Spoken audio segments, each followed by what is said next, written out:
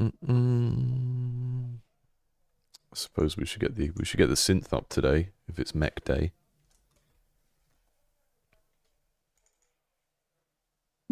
Synth intro.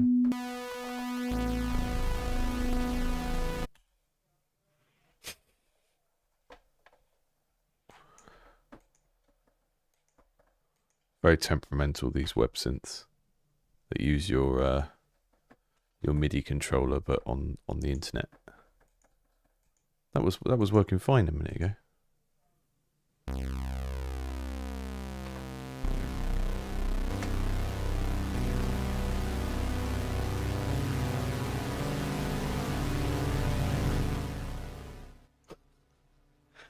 Hi folks.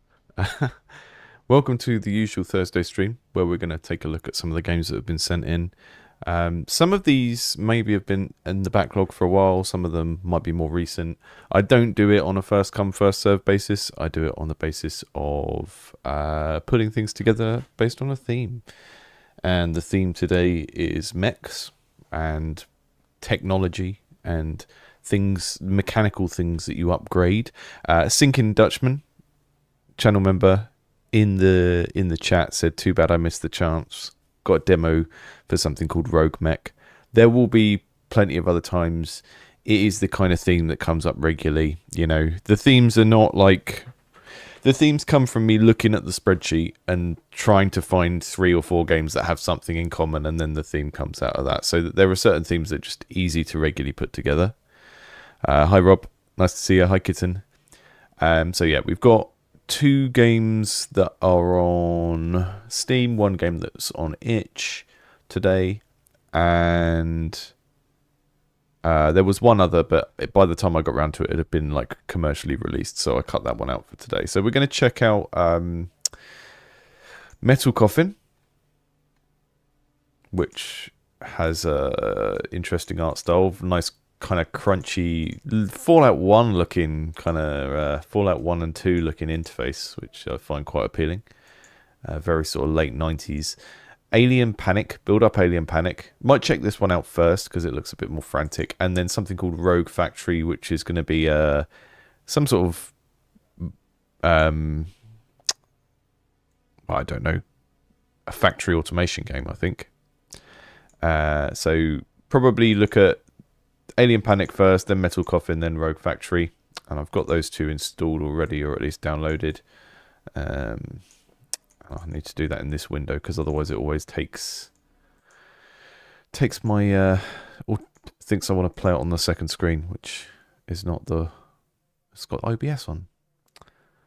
Please connect a controller to play. Bodes well when you've got an arcade game and it's got controllers. The guy who hates your AI loading screen.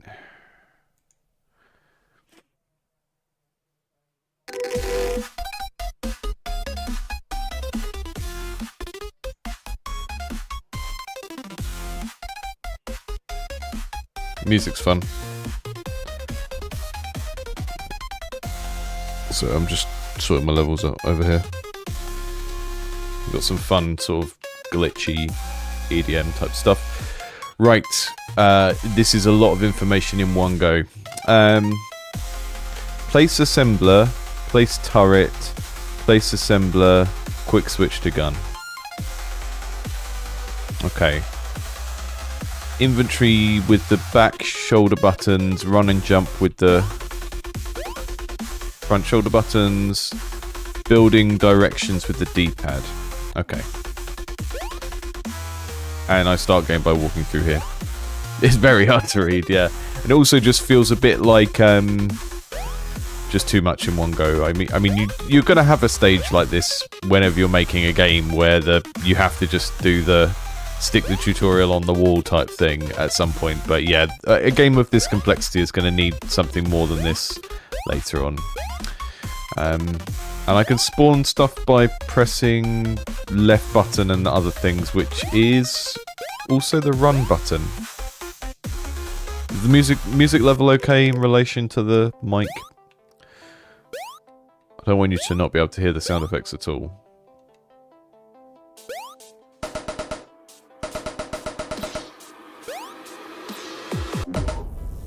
Okay. We're doing horrible rhythm Space Invaders.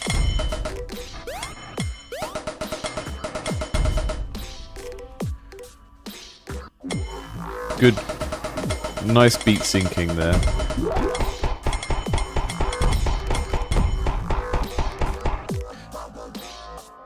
So I've got power-ups in the top, and I can move between those power-ups at the top with my shoulder buttons, but we've got all of this space underneath where I'm running around in the floor, and I'm wondering why that selection is up in the corner of the screen instead of right under me, which would be a more natural place for it. Right.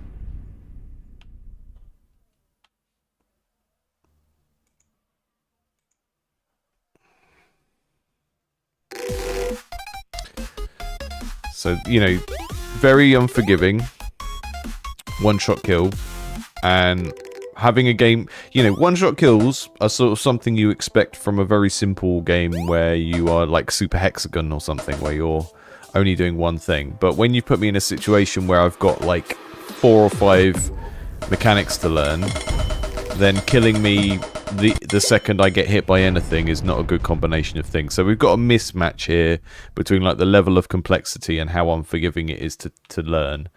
So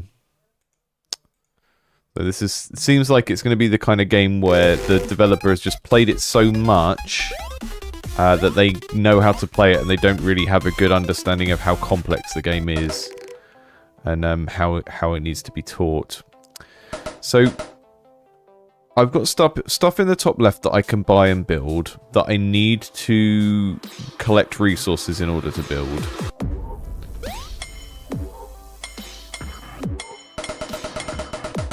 I see. Okay.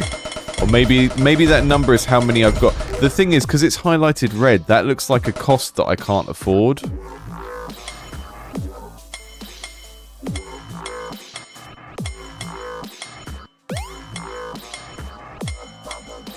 So I can't shoot and build at the same time because I have to have my shooting selected to be able to shoot at all.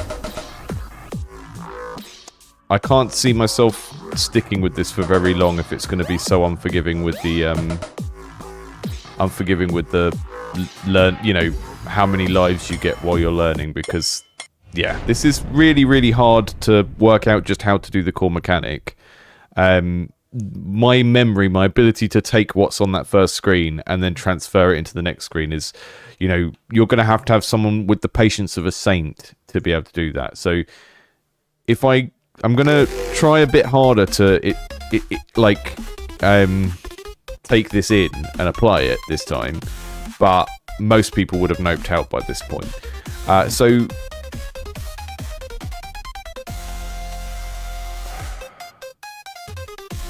the building is done with the face button, so I know how to select the items. I can do it up there. And I've put a brick down, but what does that brick actually do? Or is it... have I actually placed it? Because if I change... so if I change to my weapon, it looks like the brick's gone down.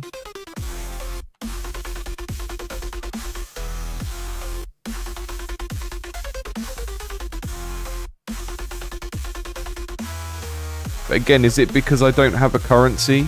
It's really, really unclear whether that text is red as a indicator that you can't afford it.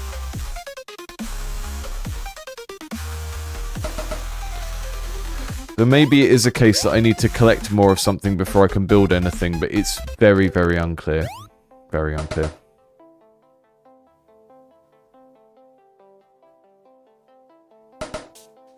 Got a lot of what seem like constraints in this game that just aren't communicated very clearly.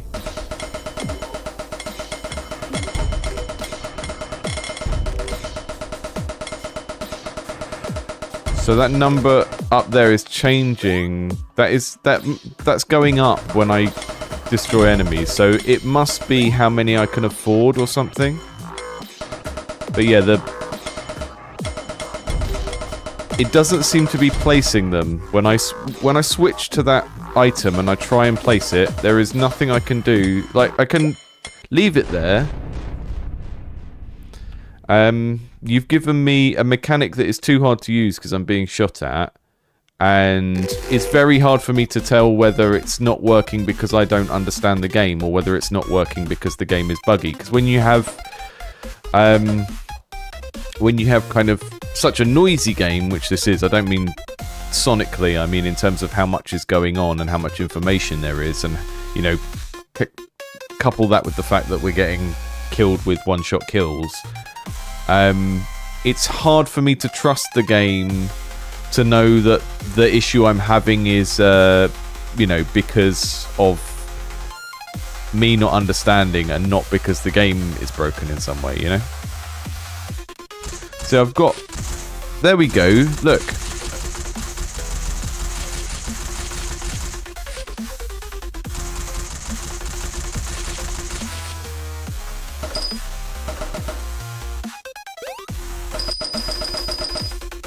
Okay, and now I've blocked myself out from starting the game. So I go onto the blocks, and then I can... If I'm on the blocks, I can place by using the D-pad, and it generates, like... What if ChatGPT made No Man's Sky plants on it that are sort of just distracting more than anything?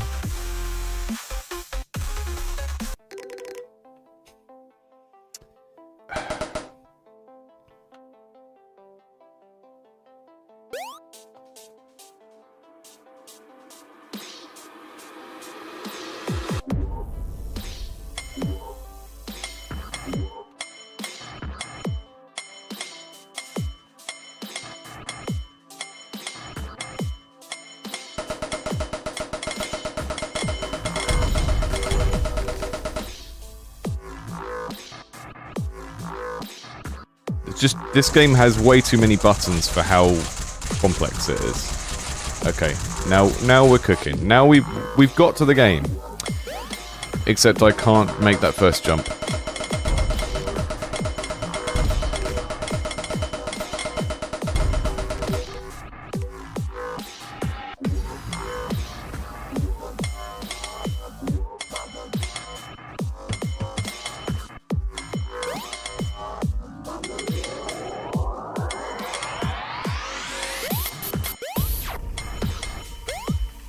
Really think there is a neat idea in here.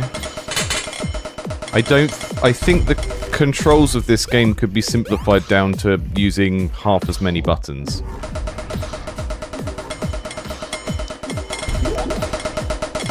You know, it's like, it feels way too, like, we've got really overcomplicated controls for the type of game it is and for the, you know, type of experience this is. Generally speaking, I think you have to kind of match the level of complexity of your controls with the sort of game and how willing people are going to be to invest that much time in learning how to play it. This looks like a kind of little, you know, just a little time waster game, but if your game is going to be kind of casual, and it's not casual in difficulty sense, right? It's very hardcore in terms of what's happening with the difficulty, but you need to match the type of experience it is with the kind of controls, because I'm not, you know, I'm not learning to use an Overwatch character here. I'm playing what is ostensibly an arcade game.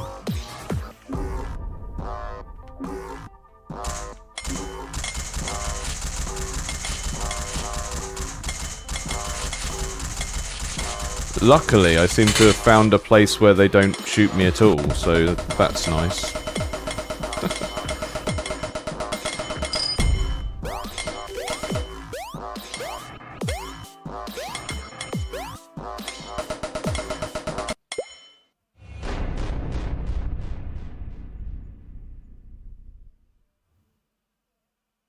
Yeah.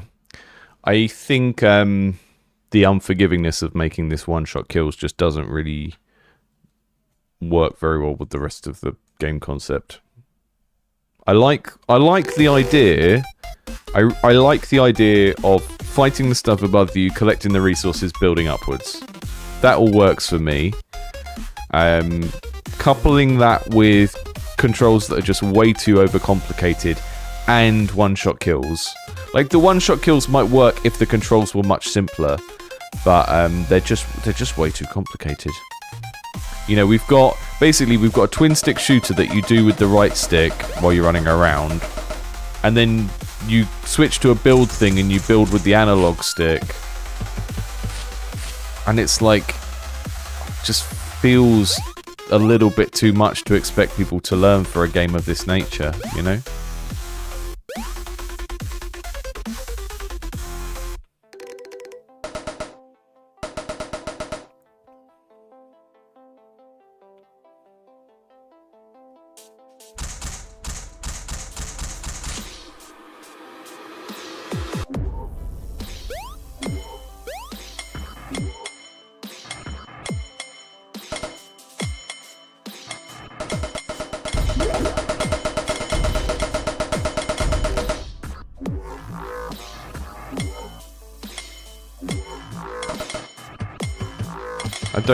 I don't really understand why we have different sorts of blocks either.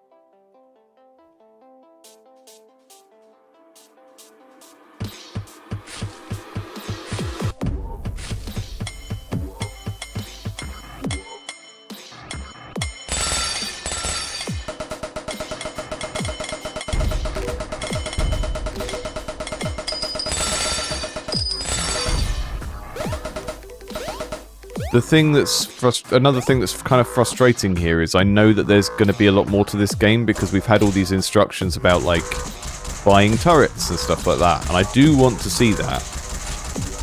But the basic experience I'm getting off the bat is just way too harsh too quickly for me to sort of be invested enough in seeing all of that. So I will give it at least 10 minutes and try and give it my time, but I think you also need to be aware that when people playtest stuff like this, if you know, sometimes they're gonna give you longer than they actually would as a player because they've kind of agreed to playtest it, and you need to really pay attention to whether or not people would have played it for that long in a real situation, because yeah, this is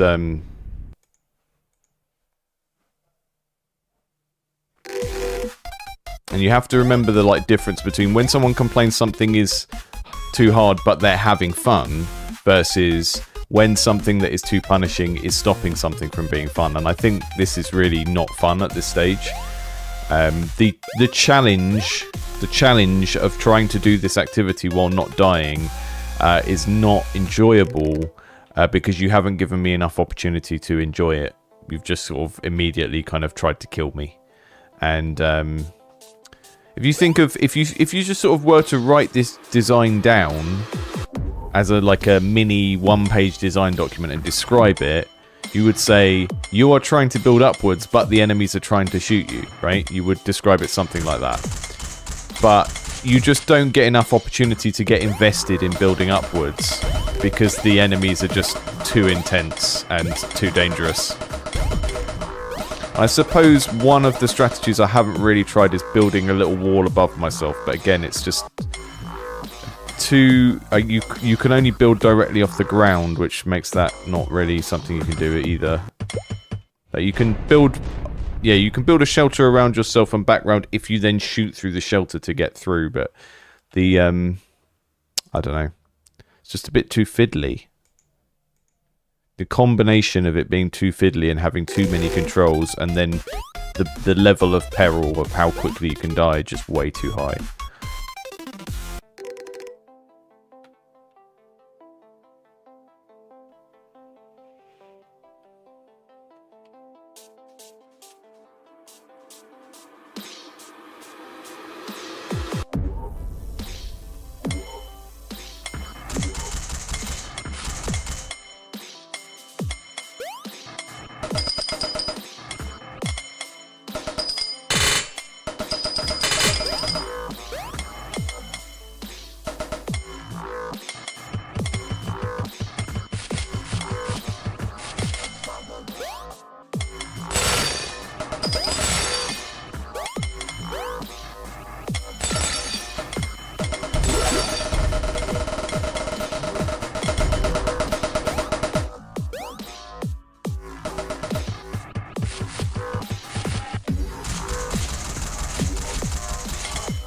why do I have two different blocks? What?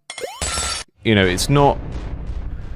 If it's a cosmetic difference, it's a strange one, because this isn't building something to make it beautiful, so why do I have two different types of blocks? Are they,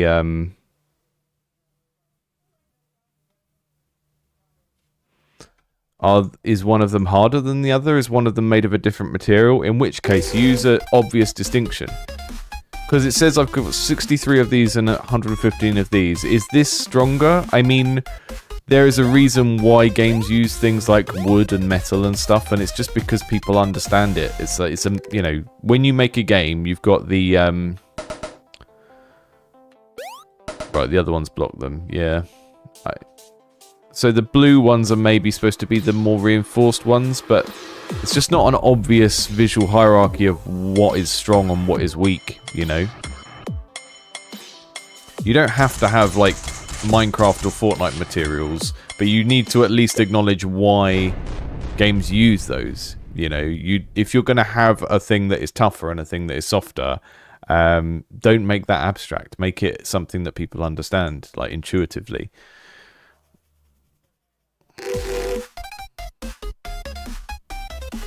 I'm just going to build on here. That actual action, once you get it to activate, feels quite nice. Just want a little bit leeway to not get murdered while I'm doing it, you know?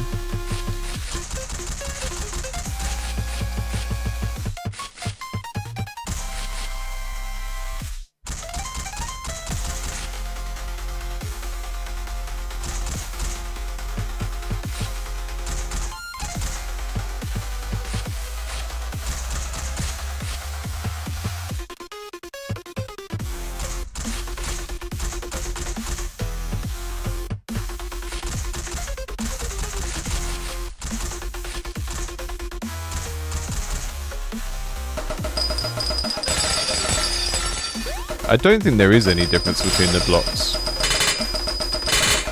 Maybe the pink ones are a bit harder. They've given them different sound effects. I think they have slightly more health, but it's not super noticeable. Again, if something makes the difference of like 1 second of enemies shooting through it, then it's not gonna feel significantly stronger as a defense in the gameplay.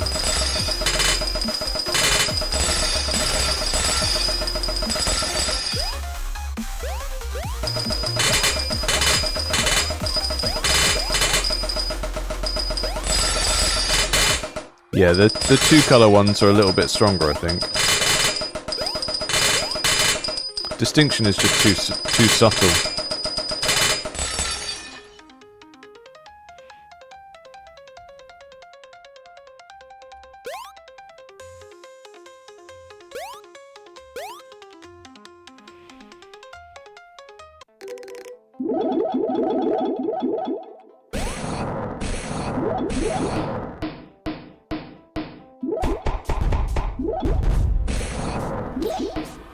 We have a weapon select that I think is a debug.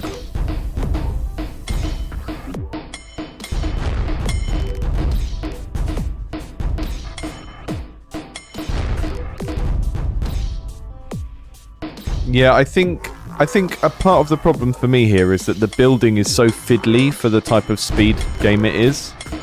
And it would make sense if the building was a much more simple, like, you know, you place a block, or it uses the same controls and you shoot a block, you know, and the blocks are much bigger. And you know, if you had blocks that were mapped to be half the height of a jump, and 2 blocks is the maximum height you can have, because one of the problems I was having here is it's very easy to accidentally build too high for yourself to jump, which is not a fun problem in this game. Like, if I do that at the end there, I can jump up all these little bits. And because the building system is very granular, it's like half the height of your guy, it's very easy to get in this situation. And then your only way to get out of it is to have to diagonally shoot the corner. Which, I don't know, I don't find that super, like a funny or amusing experience to have, I guess.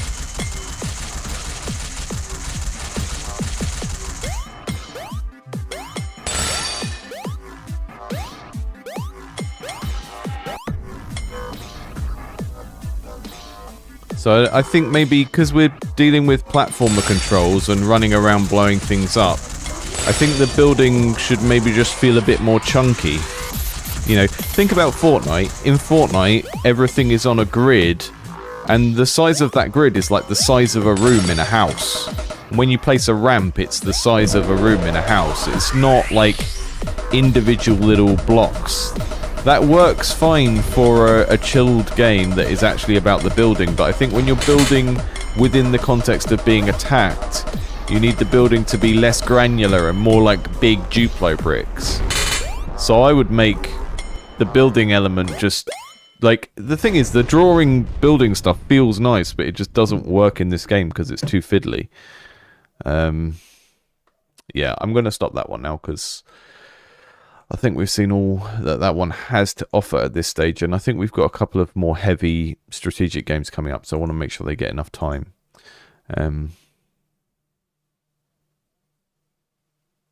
Let's see what this is. This is Metal Coffin.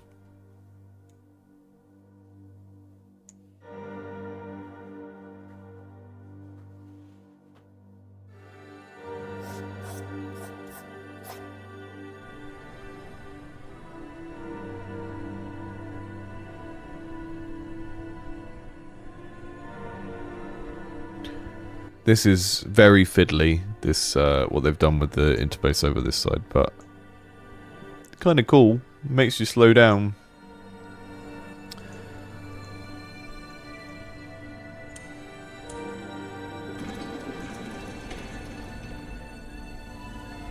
Yeah, Bulldogger, exactly. Imagine you're playing Fortnite and you could only place meter by meter squared blocks. That's the problem. It's that mismatch between the level of franticness of the game and the level of fidelity of the thing you have to control. Around the year 6000, the inhabitants of the world remain unaware of the passage of centuries. A planet scarred by relentless destruction has witnessed the rise and fall of civilizations, each cataclysm raising fragments of the history like ashes on the wind, yet amidst the ruin the embers persist, igniting the flicker of humanity's spirit. This cycle has allowed some to endure, half-soared into their stars, while others sought refuge in the earth's depths. As millennia passed and the surface regained its livability, these fractured remnants began to unite. However, their diverse cultures have become a heavy shackle, fostering perpetual conflict and shifting power dynamics. Now disarray reigns among the underground communities, their proud armies reduced to desperate scavengers and opportunity. Is this yet another cycle leading humanity towards its inevitable end? Probably. Probably. Why not? Yeah, light the buttons up on hover.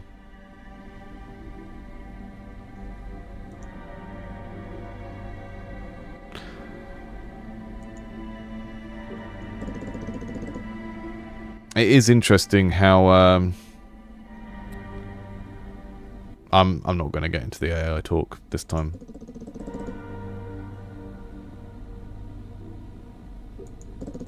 Not interested. A voice cuts through the void, calming yet authoritative, sounds feminine. Meching games is hard, yeah.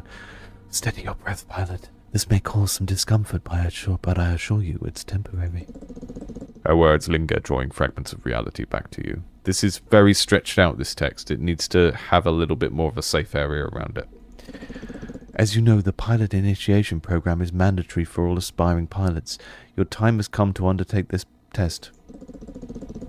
Clarity returns. You've prepared for this moment, expecting a written exam, yet something feels different.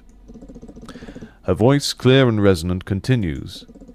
You're likely curious about your current situation. Rest assured, all that's going on here is some anime bullshit. Your physiological readings are carefully monitored. You'll be released shortly after the test concludes. We've curated a selection of 12 questions to serve you as evaluation. Stay calm and respond as thoroughly as possible. The screen was... There's too much here. We've just been told there's an initiation program, and then we've had like 5 or 6 more blocks of text. There's nothing else to look at here. This is too much. We could have subbed this down, like got the same messaging over in 25% of the words. Welcome to the channel, Zephyr. Thanks for your support. Your heart rate quickens. The stress of the situation slowly overwhelms you. A simple test. I love these danglies up here. Look at these lovely danglies in the menu. A simple test could take away your chance. Okay, just ask me the questions. It feels like a visual novel, but we've got no characters to look at.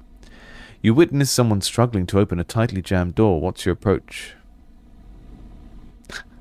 I encourage them with reassuring words. You can do it! You can open a door! Come on! I don't think it's an entirely text-based game based on what I saw so far. Given an incomplete puzzle, how do you start? Sort by shape and colour. A critical construction project encounters unexpected delays. What do you do first?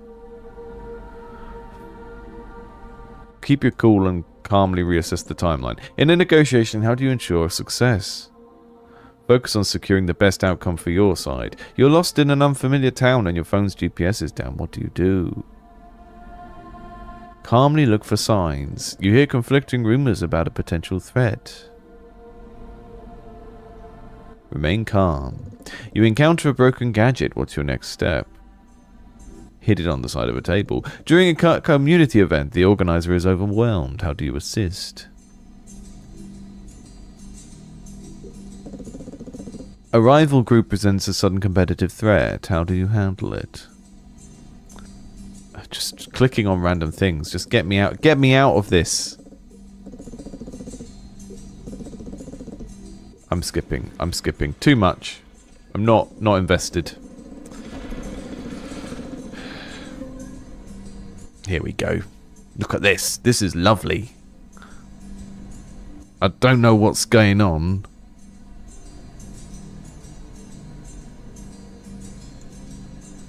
Yeah, people. The thing is, it's the distance of eye travel from the end of the line to the start of the next line, which is why it's better to compress text into a narrower column and have 3 lines instead of 1 or 2. At the distance of travel when you finish one line and go down to the next one. That's why newspapers have columns as well. You open your eyes. It seems that you fell asleep. Use WASD.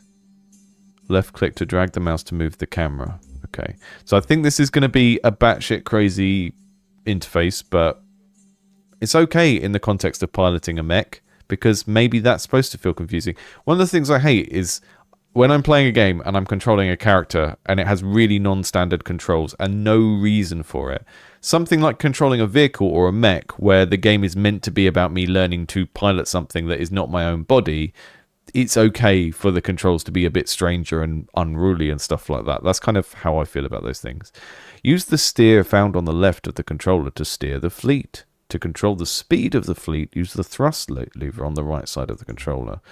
Okay.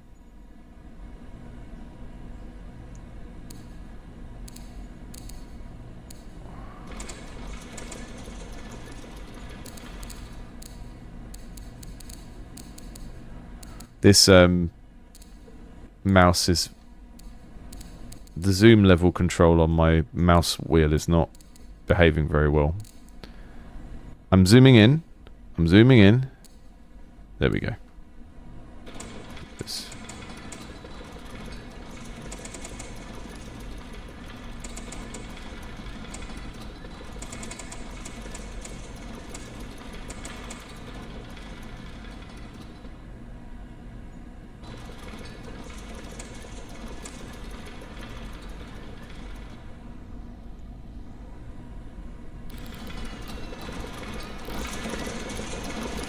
Yeah, that's the good stuff.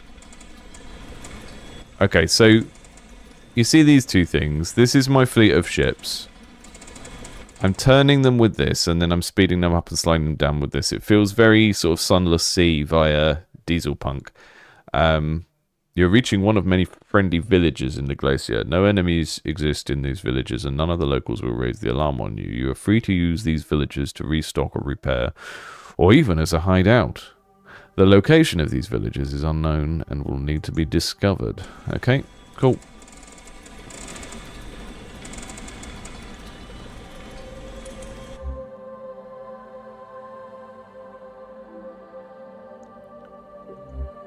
So we've got stuff we can turn on and off, like turn the radar on and off. We can pause and plan.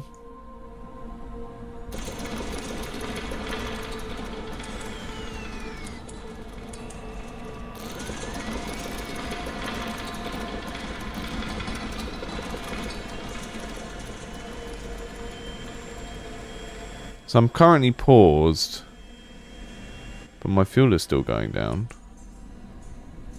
Oh, okay.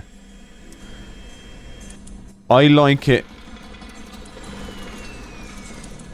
It's very unclear when it's unpausing when we try and do stuff like that.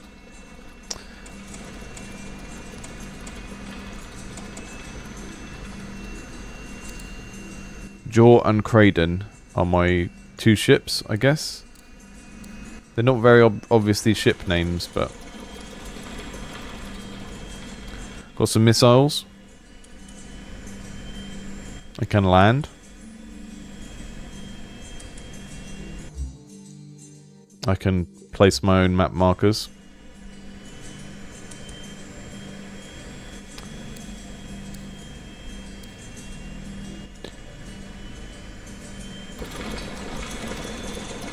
Ah, here we go, Cardi. We're going to Cardi. We're going to Cardi B, guys. I'm going to slow down so I don't overshoot. And try...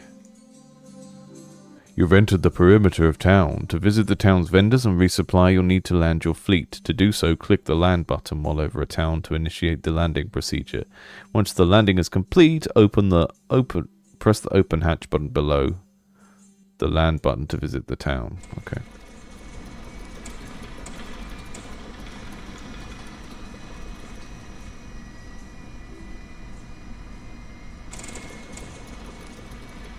Yeah, so okay, this is the first time I've really been able to see the fleet. I think it was a little bit hidden in the clouds before.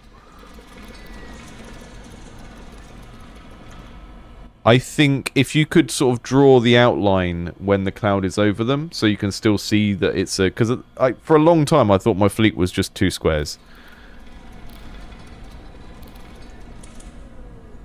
Right, I'm not at the port yet, apparently. I need to be able to see some sort of circle to indicate when I'm close enough to actually be in Cardi.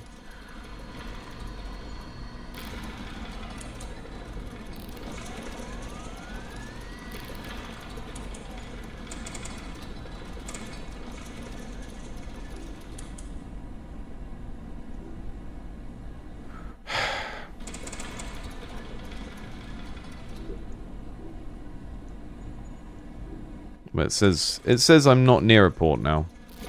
Okay, I'm just going to ignore it. Go somewhere else.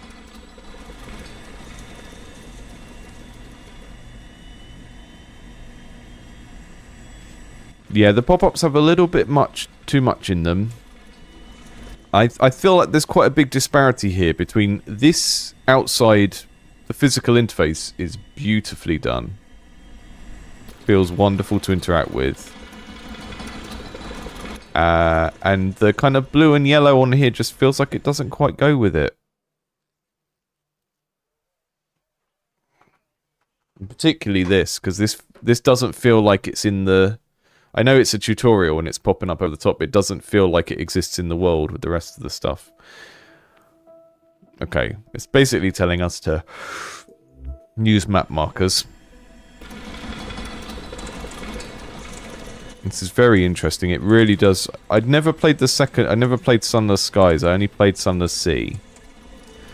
The problem I really had with Sunless Sea was this part of like piloting the vehicle around felt really good, and because it was, if you've played Sunless Sea, it's top-down piloting a vehicle around, and then you visit islands, and the islands become like a choose-your-own-adventure. And the choose-your-own-adventure was so text-heavy and had such tiny text that it was incredibly jarring to go between this nice sort of flow state feeling of piloting a vehicle and then reading like a small book. And I really enjoyed it.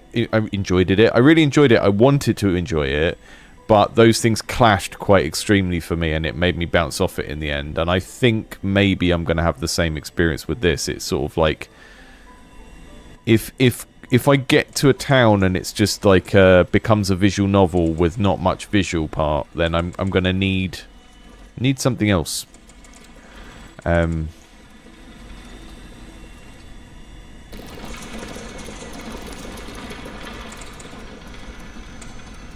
But yeah, I don't know if we were supposed to be able to go into that village.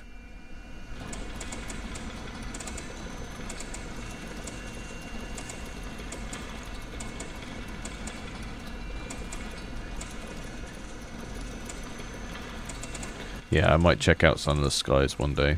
This feels like sort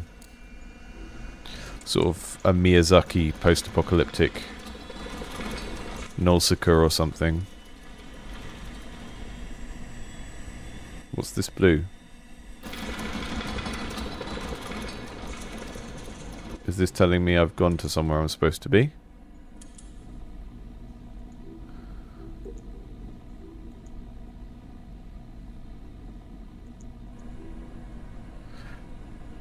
I think what I'm going to do... Can I exit out of this?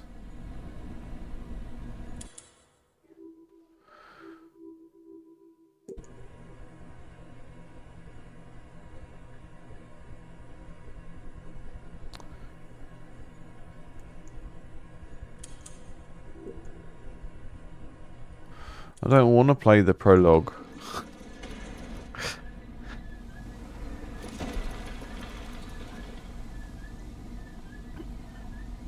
Yeah, I think the problem for me with all of the thematically with all this yellow on the screen is that the yellow is like the yellow makes sense here where it's printed on something, because when you've got like industrial settings, yellow and black is like a thing that you do to sort of create chevrons and create high visibility for things that might be dangerous. But then putting it on the screen as a digital thing feels like not quite like it makes sense, especially when you've got the green up here. Makes the yellow sort of interface design feel a bit weird. Right, let's try again, because I swear it told me I was going to be able to stop at that village, and then I couldn't, for whatever reason, I couldn't stop the ship, or it wasn't recognizing it as a place to stop.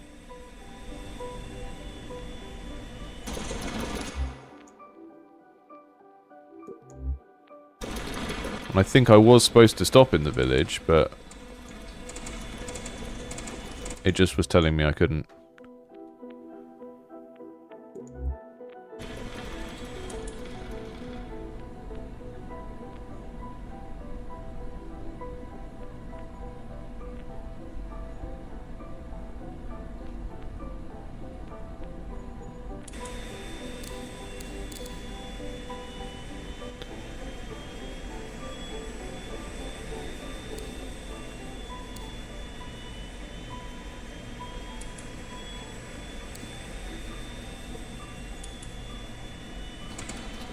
We've got a lot of like kind of FTL type features where we can just speed the whole game up or slow it down while we're thinking.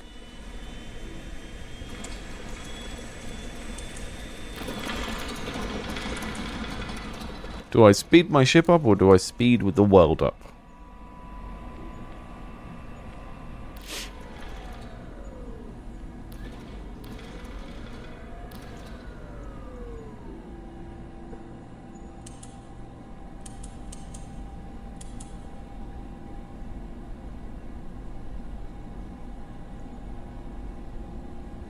I just can't get in. They won't let me in.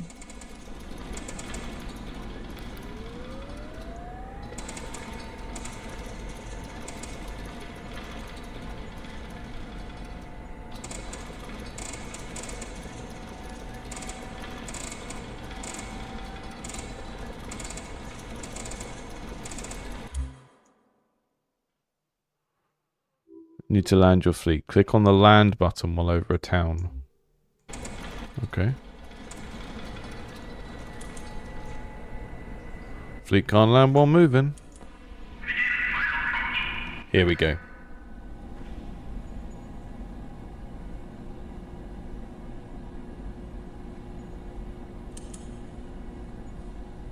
Altitude's dropping.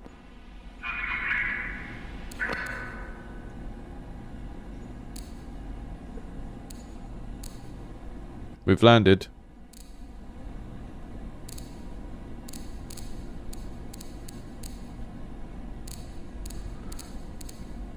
Yeah, I need another way of zooming in and out because the mouse wheel is really temperamental. Sometimes it thinks it's going the other way to what it is. And I don't really know what to do about that. Open hatch. As you enter the town, an eerie silence plagues the port. Walking out of the ship, you are met by a slim hooded figure. Yeah, if you're going to do this visual novel type section, I think one of the biggest issues here is just the text is just taking up too much of the screen and it's spread too far across, and it just needs to be, you know, make it variable size so people can have it bigger if they want to, but this is taking up 3/4 of my screen in terms of width, and when you're in front of quite a large screen, it's like you're moving your whole head to read the text. The figure waits for you to approach. As you are within a few steps away from it, it bows. As you are within a few steps of it, it bows. Taking out its hood, you are met by an old man. His skin is wrinkly, but his gaze contains no malice. Welcome, master. We were expecting your arrival. You're left perplexed. You were tasked with bringing a package here and leave, not meant... Don't know if this is a English or second language thing, but this definitely needs, like, copy... it needs proofreading. There's too much text, and some of it doesn't make immediate sense. Don't be alarmed, master. We mean you no harm. My master arranged for your arrival here. We didn't want to risk our location being exposed, so we chose to leave out the details for your journey. You see, my master is a wanted man within the Empire. Even a small hint that we might be here would have raised more than a few alarms, and the port would be swarmed within a few hours. I'd like for you to follow me, if it's not too much trouble. My master would like to have a talk with you. We will be keeping an eye on your ship and crew, so you shouldn't worry. Your meeting won't take long.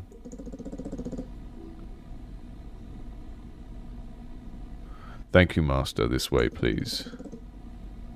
The man starts walking towards the innards of the city. You follow him and soon are lost in the alleyways of the city. The man seems to be taking a strange route, most likely to disorient you. He stops and points to an entrance to your left. He gestures you with a kind smile to go in. Inside you are met by a small group of armed men. They seem alarmed at your presence, but seem to relax after seeing the old man walking behind you. The man at the far end of the room lifts a drape that reveals a hole in the wall that seems to lead to an underground path. He waits for you to pass before closing the drape behind you. You're suddenly engulfed by darkness. You hear a flick of a switch and the tunnel is filled with light from small bulbs hanging from the ceiling. In the far end of the room, you are met by a hooded figure. The sight of it brings back certain memories. Something makes you think you've met the figure before, maybe a dream. Is a lot of exposition. The other, like, just very, very general writing advice. Try not to repeat words. If you've got two sentences and the same word is used, like figure, hooded figure, something makes you think you've met this person before the second time. Just try not to repeat words, especially in the same sentence. We don't have that here, but we did have it earlier.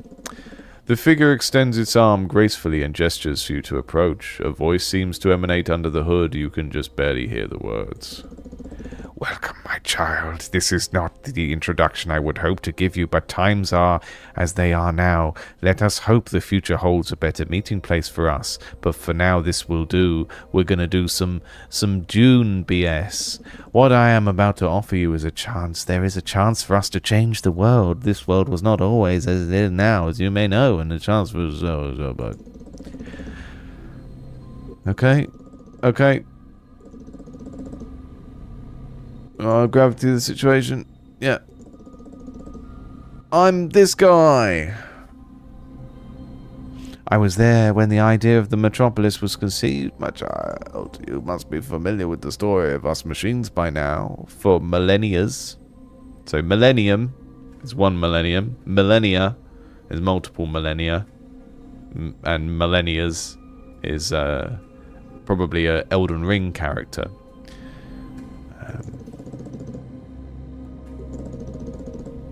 Yeah, there's just choose the sword or choose the blindfold. We've got effectively a visual novel here with a very interesting, clunky way of moving from place to place. Quite like that combination of things, but the visual novel needs more visual, better proofreading, less text in general, because I don't think the writing here is really confident enough for there to be this much of it, and it's just not very nice to read from a UX point of view because it's so big on the screen and the text is quite hard to read. So I'm struggling with it for those reasons.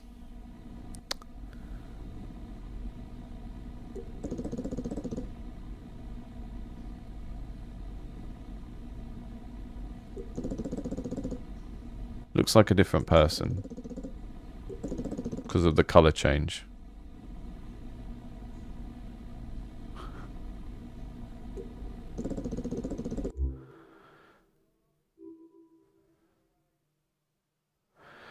Okay, so I can lie to my crew about what happened, or I can try and communicate what happened in the meeting. And then I need to check my inspiration for worldview, which is the stuff we did at the beginning with the test at the beginning. Cool. Interesting.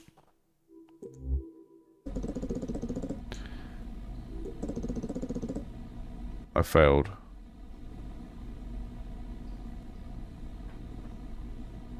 This is some Final Fantasy VIII looking mofo over here.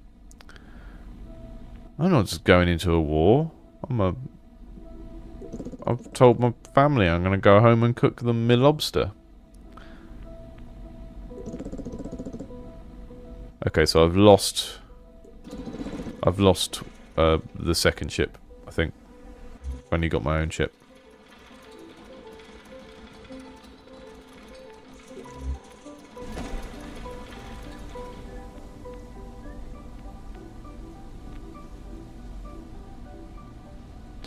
I think this is a very economical game in terms of like trying to do a lot with what it's got, and I think there's a level missing of like you've got showing things pictorially, like having character portraits and stuff, which, you know, obviously the more you can do of that the better, but it's expensive in terms of time and resources.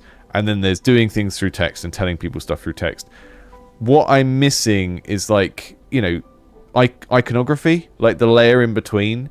Like each of these things could have a little symbol to tell me at a glance what it is. That's the sort of stuff that I think breaking up the text with iconography wherever possible would make the whole thing a little bit easier to digest. Cards for your deck? What are you talking about? Why are you telling me about a deck of cards now?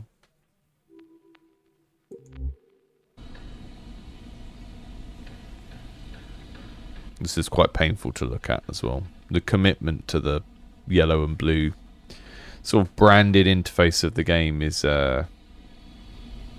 just causing me pain in this situation.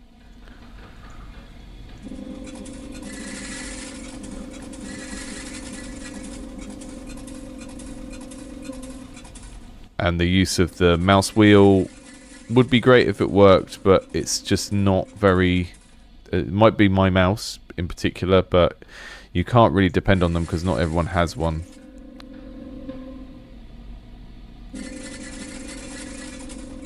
Okay, this is my money.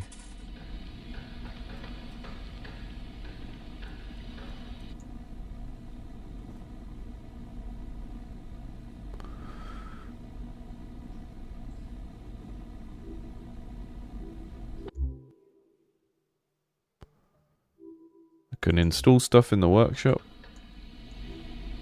This is a cool airship.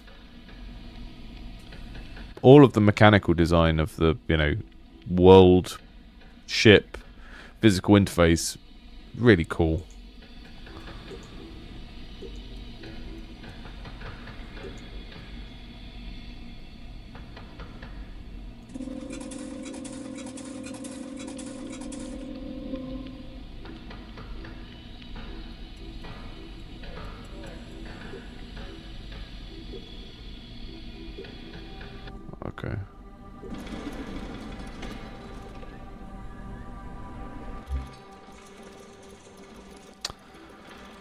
Ships in the same fleet share fuel.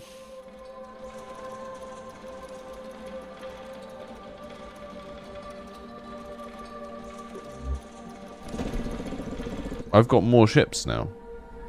We're going to Armac. Okay.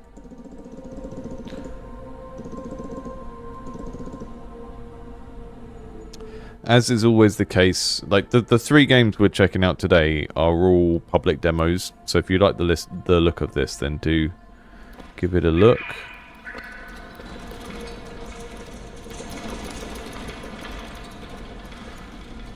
This is definitely more my speed than the previous game, just because this is fiddly, right? But it's not trying to kill me while expecting me to do fiddly stuff, which is just doesn't work for me. Am I off the ground? What's going on?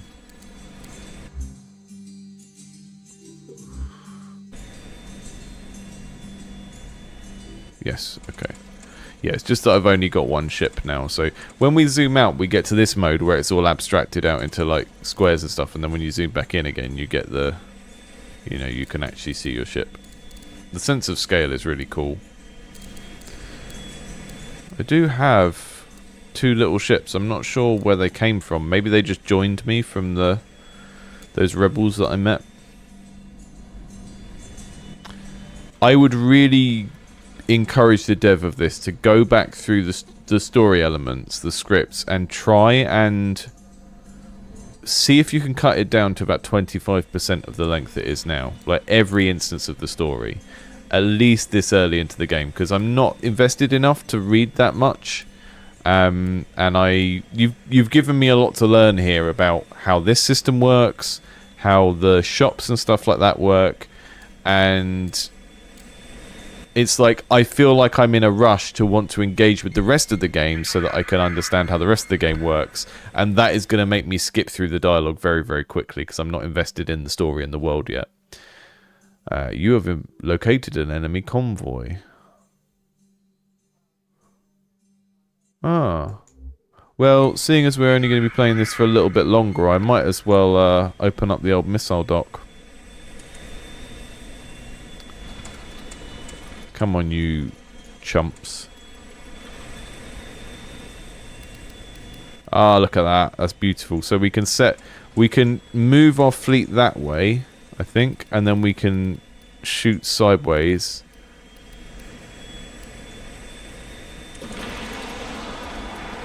Yeah.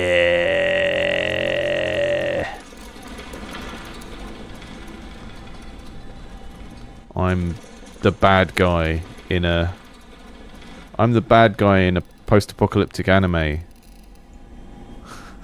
What more could you want? Okay, they're further away than it looks. But luckily it is a cruise missile which is doing its own thing. But if I fire this one much wider,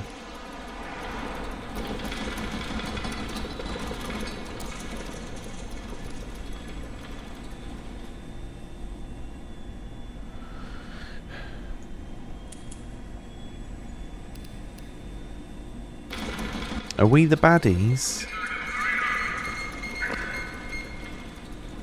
Are we the baddies? Yes. Yes, we are.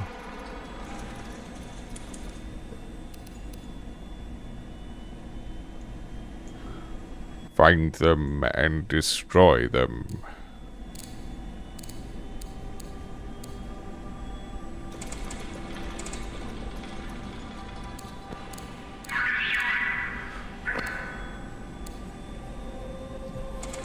The missile marker needs to look a bit different, more different from the ships, I think.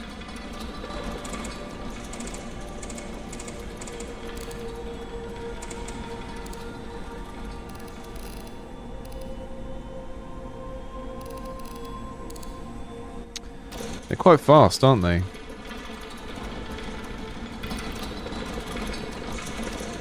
My drone has run out of fuel.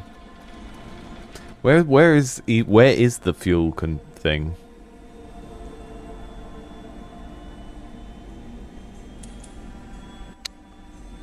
Cowards. Cowards.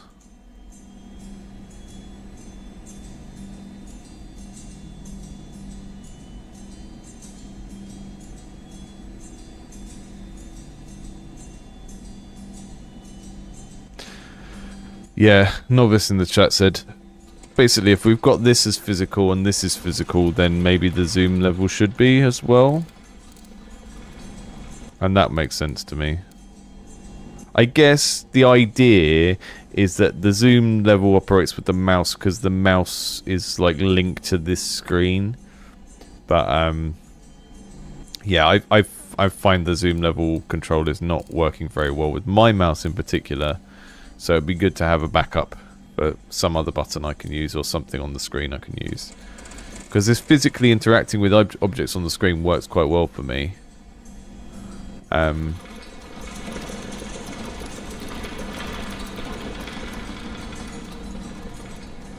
Yeah, I have no idea what the workflow is for making this kind of stuff. Do you animate it in a 3D program like Blender or Maya and then put it on a big green screen and turn it into a sprite sheet? Because this is...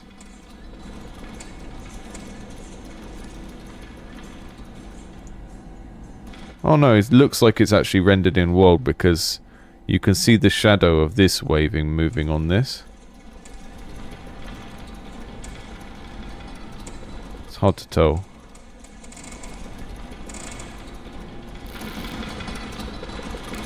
When it says my drone has run out of fuel, are you talking about my main ship?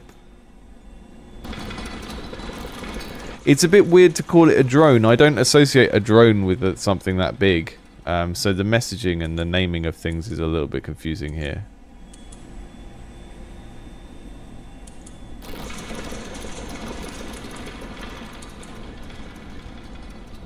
Oh well. I think we'll call it a day on that one. This is very promising, but I think it's putting a lot of faith in the player's investment in the story and willingness to read through all of that stuff. There's a bunch of little UX improvements for this section. And it's a hard type of game to talk about UX in relation to because you're deliberately trying to make it clunky by having all of this stuff. And I quite enjoy that. The mouse stuff doesn't work very well for me. I would make sure it's easier to see the ship at the start because when your first impressions when you come in and it's like this or there's too much cloud cover is you think it's going to be very, very abstract and you only see these little bleeps and not actually that, hey, I've got this really cool airship cruiser thing, which should be like, my first impression should be like, ah, cool, that's me, that's the thing I've got. But yeah, the story sections, I really think you can cut out about 75-80% of the content and just improve the pacing there. Don't expect people to be invested enough to read that straight out. You do want to onboard people into the world and invest them into the world, but you can do that. You can basically show us all of the story beats that you have here in much less time.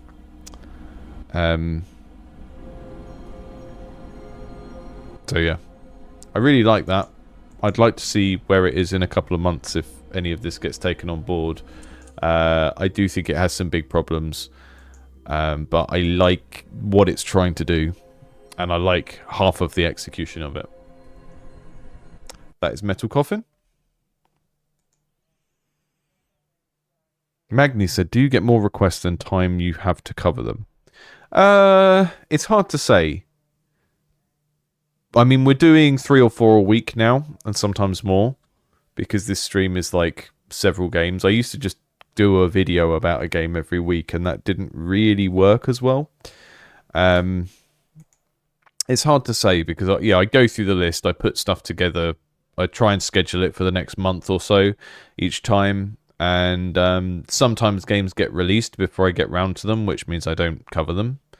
And sometimes games just hang about in the list because they don't look super interesting. So, you know, I have to sort of strike a balance between not just playing completed games where, you know, anyone could stream it because it's basically finished, and not playing things that are so basic that it is just a grey box with like one game mechanic that I think if a game mechanic is very experimental, then I'm happy to play the game early on. But if it's just like someone is making their first FPS and there's nothing in it that is unique, then I don't really want to play games like that when they're in prototype stage, because the prototype isn't really testing anything apart from the developer learning to do a thing, you know, which is not interesting to talk about from a design perspective. It's not interesting for people to watch. So There's always more games than I can play, yeah, but the issue is really being able to sort through what's there and make sure we get something interesting to look at each time.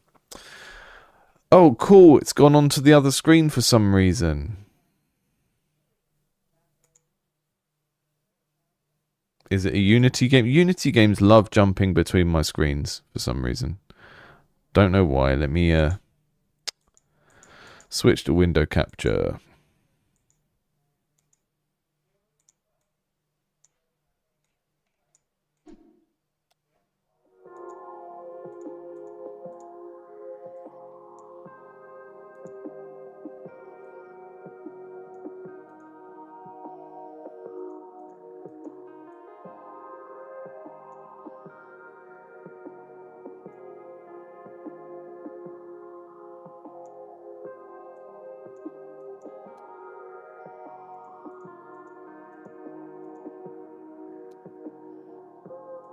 It's just decided it wants to be on the other screen.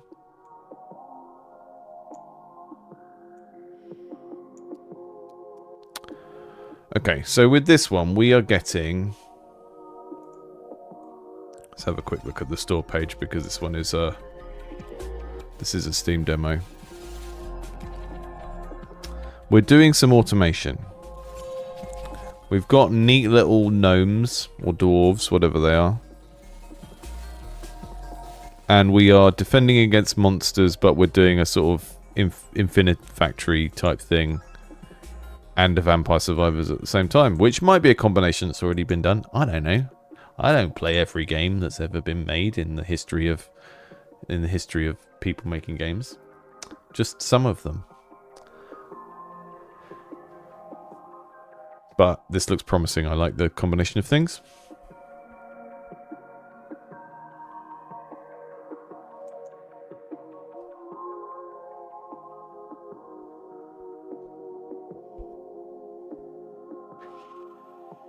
Game opening on the wrong screen is very, like, definition of first world problems, but it's still frustrating. I don't know why it happens so often.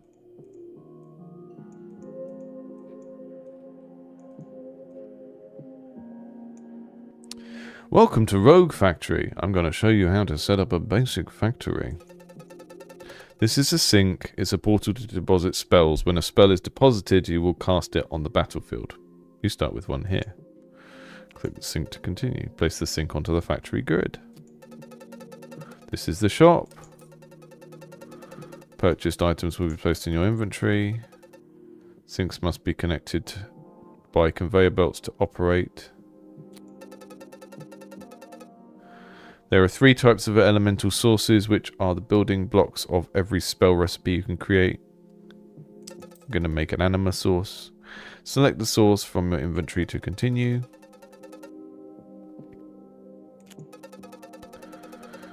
Okay, connecting the stuff with conveyor belts.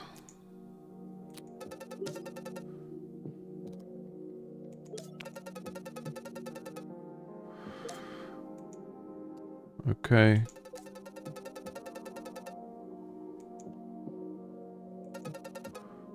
You can recycle stuff, but when if it's in the previous wave, then it costs, and if it's current stuff, you can undo it for free. Okay, cool.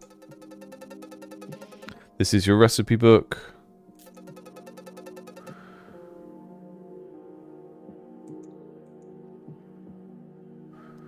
Click here again to return to the shop. On the recipe book again. When you're done with your current factory session, return to the battlefield and test out the spells you've created. Okay. Interesting. So I'm dashing with space. And I'm vampire survivorsing. And my attack is based on the thing that we just built in the automation, I think.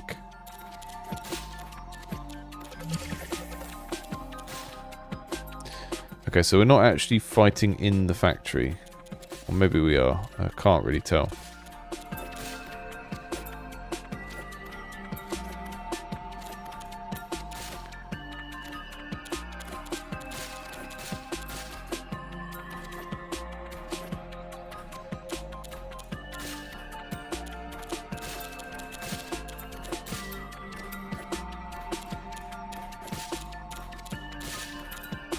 Music's cool.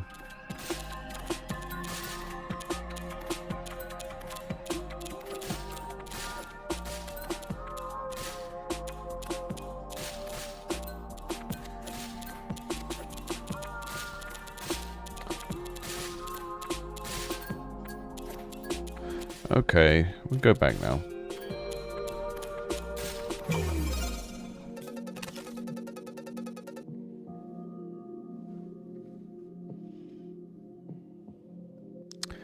Every 6 levels you'll be hexed and parts of your factory will be deactivated.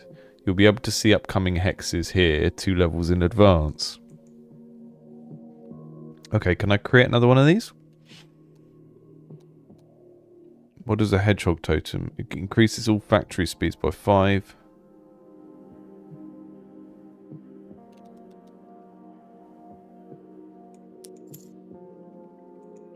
A spiritus source.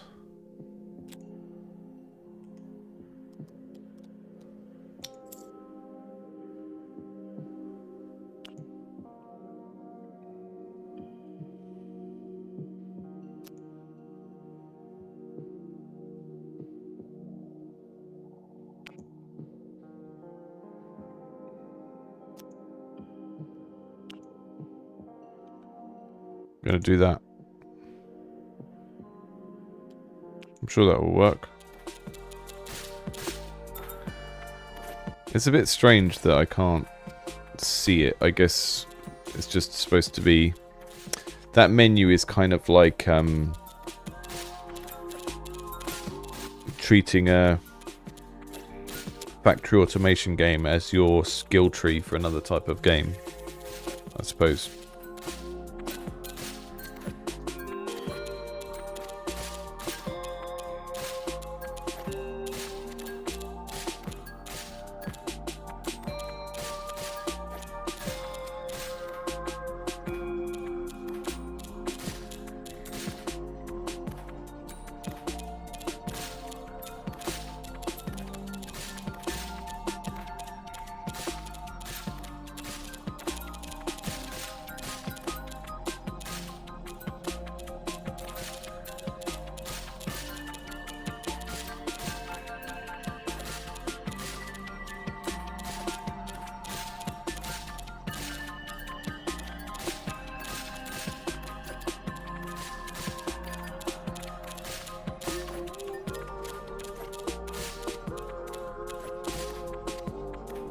Got some slightly different shape enemies that I guess are going to have a little bit more health or something.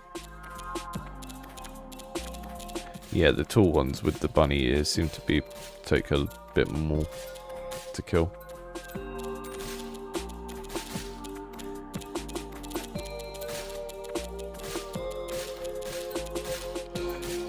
Sub-Zero said, since starting your channel, how has your perception of indie devs changed? For example, I noticed a lot of difference between my university mates and internet devs. I think the dev culture that's specifically on YouTube is a little bit different because there's like a get rich quick kind of culture that is just attached to YouTubing in general. So that means that the overlap between, you know, people that do their game dev community stuff here rather than on Reddit or somewhere else it's just a particular type of developer you get more of, I think. But I don't know. I think indie dev is an incredibly wide tent. I don't have like broad viewpoints about what indie dev is like. You know, I guess I've been loosely active in it for I don't know how long now, like 15 years or something, and a lot of my exposure to indie games used to be on Twitter and things like Rock Paper Shotgun, and you know, you see an interesting game and then you follow the developer and stuff like that. So I don't have a broad idea of what game devs are like, because there isn't a singular group of game devs that is the same, really. And I think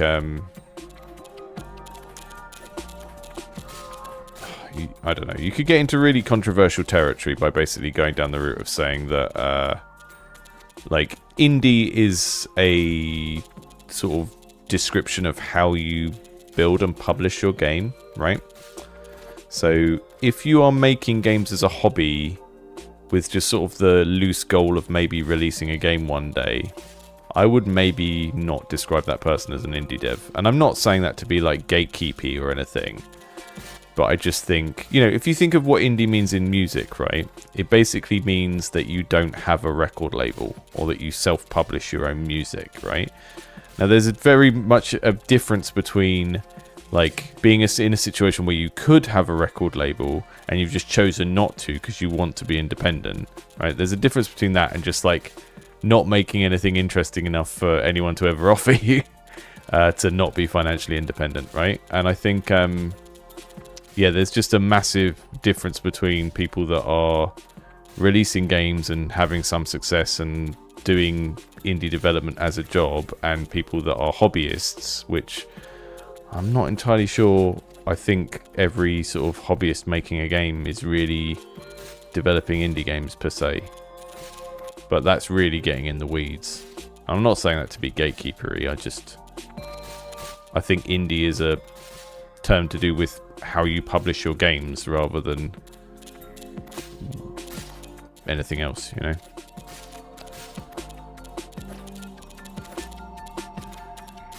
Yeah, so yeah, with indie music, it becomes a genre and it also becomes an expectation, right? Because you have like indie rap as well. And it's like the expectation from the audience is this is going to be in some way better or more experimental or more authentic because it's what the people really want to make rather than what they're being told to make.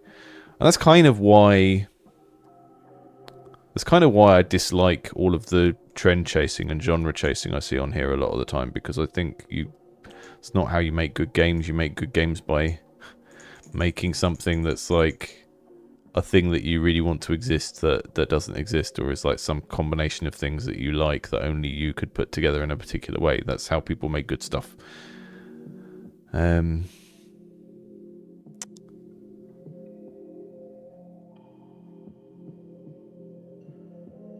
Yeah, I'm not sure what my new factory bits did. This bit of the game is a little bit unclear. You know what happened in the last round of this as well? I was reading these as like being locked or unavailable because they're grey, but it's actually because they're common, and it's just color coding. I was like buying stuff because it wasn't grey, rather than looking at the whole list and going, oh yeah, I can afford loads of that. Right, so mouse totem increases all assembler crafting speeds by 10%. Tunnel belts.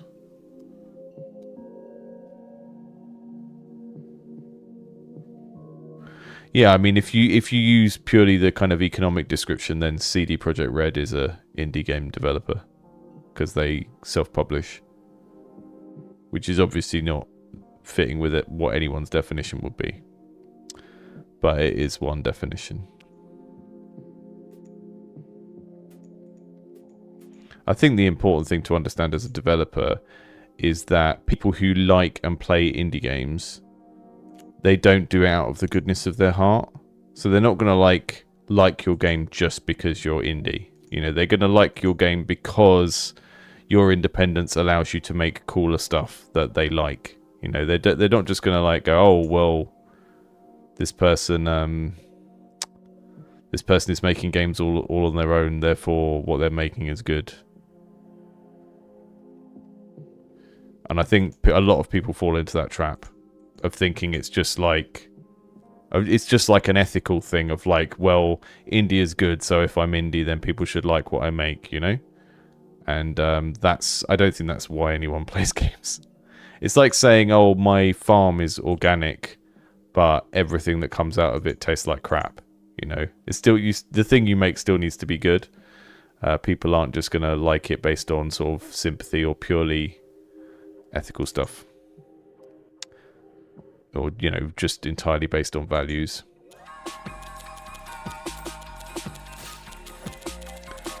The movement on this feels a little bit sluggish once we get here, and I imagine there will be something I can get to make my guy move a little bit faster, but I don't know.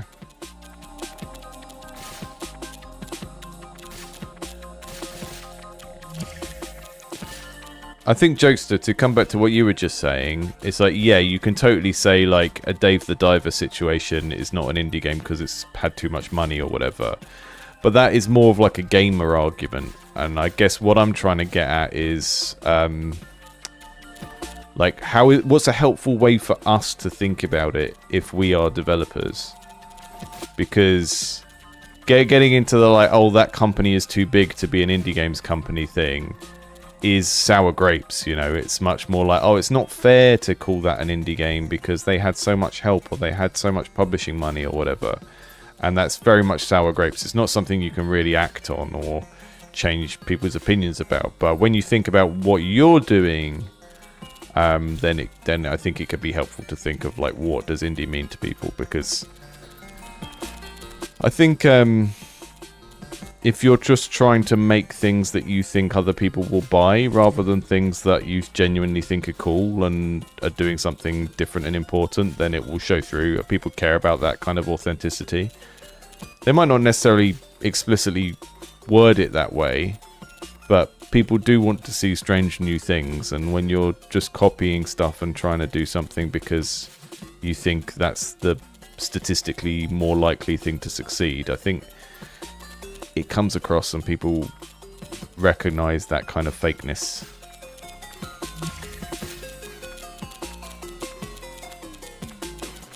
Faster movement with smaller dashes. Yeah, I think you're right. I think I would prefer that.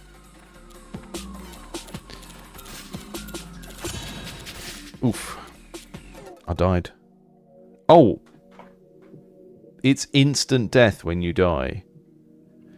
I'm not sure how the factory stuff works with that as a game loop. Okay. We're going to build an anima source, which is the basic element of flammability. We can make a corpus source that is stability. I don't know what that does, but we can put them together. We can get a conveyor. Maybe I just... oh.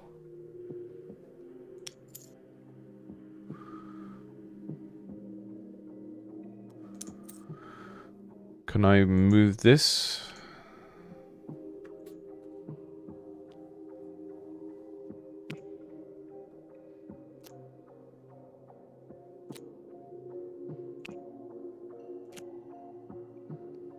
I don't have any way to turn it... ah, okay.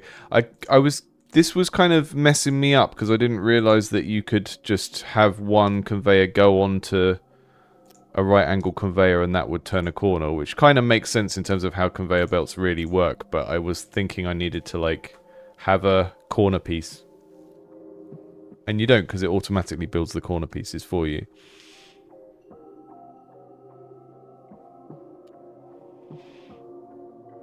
Okay, I've used everything I can. Maybe this is a better setup. Let's see how that affects what my weapon is like. Because I think my concern really is that I can't see the difference. Like, I've built a machine that was considerably... felt considerably different there. And it doesn't feel like it translates into something that feels different here. And the thing that makes Vampire Survivors work for me is between one game and the next, we can have like a very different set of weapons flying out, and that can really dramatically change how it feels to move around the space. The problem here is that I've been given the same fireball thing to start off with, and that means it's not showing me enough variety to make me feel confident that the game is going to have what I want from one of these games. It's definitely an interesting mix of things, and I'd love to see what goes on once I've upgraded my factory a little bit more and I've got more projectiles. But if that factory is giving you a very set list of things, then you're going to end up with a very similar loadout each time, you know? Yeah, I was expecting the factory to exist on the map. It looked like the video was showing that. You know, we had It looked like there was combat in the factory on the video, and I don't know if that was old footage and they changed it or something, but... I mean, I could understand why they want to keep them separate, because having the factory destructible by the enemies would perhaps not be very fun, because when stuff is gone, then you just don't have an attack anymore, you know? Yep, Factorio times Vampire Survivors, exactly. That's what we're going for here. So I'm going to save up till I've got $100, and then I'm going to go back through the portal.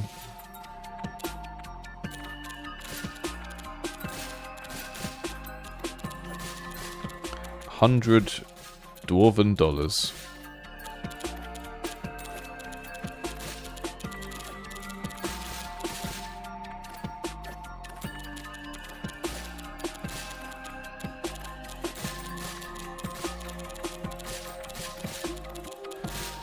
I mean, another problem with the building menu is that we have the names of things when you buy them, and then you don't see the icon until after you've bought them. And like personally, I have a very, very visual memory, and if you just tell me the name of something in a game and you don't show me it when it's only that big and you could print the sprite, then you're making the game considerably harder for me to wrap my head around.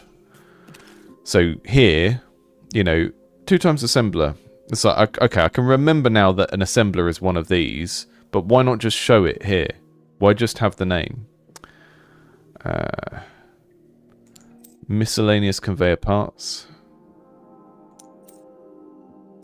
We'll get a spiritus sauce.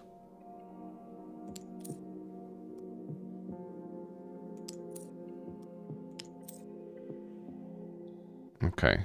So the spiritus sauce needs to come from over this side and go into there, I guess.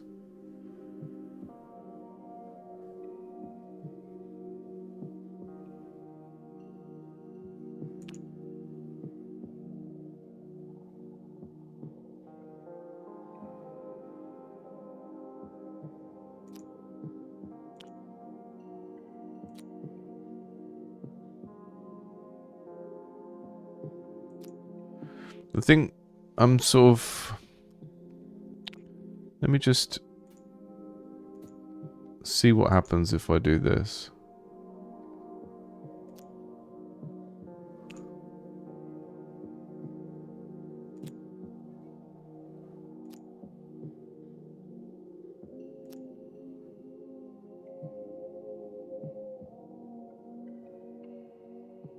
Nothing, because it's basically the same thing. What? How do I combine things? Because at the moment it's just... That gets turned into something there.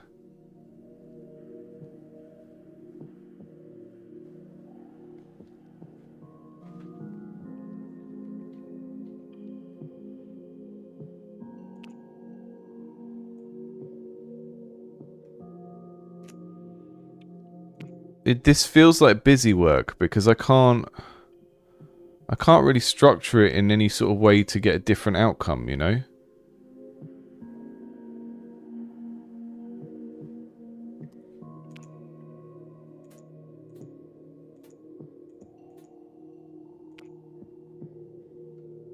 Like, there's no way to make the streams go into each other and like combine to do a new thing. It's just...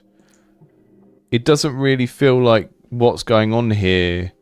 I can't combine these things in any interesting way, and maybe when I get some more tools I'll be able to, but at the moment this feels a bit pointless. It's like an illusion of complexity that's not really there.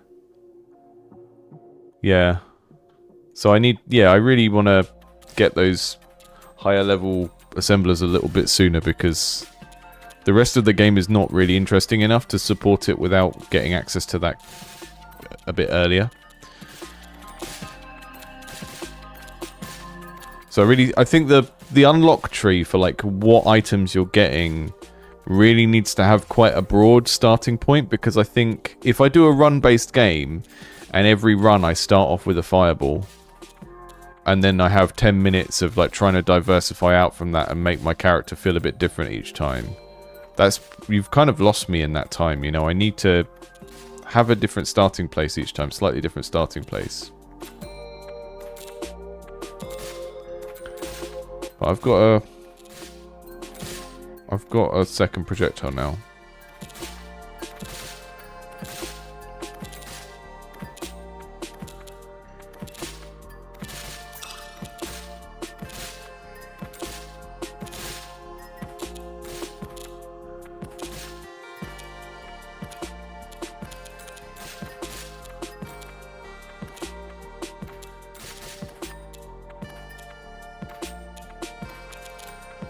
Yeah, I think this needs to just feel a bit faster.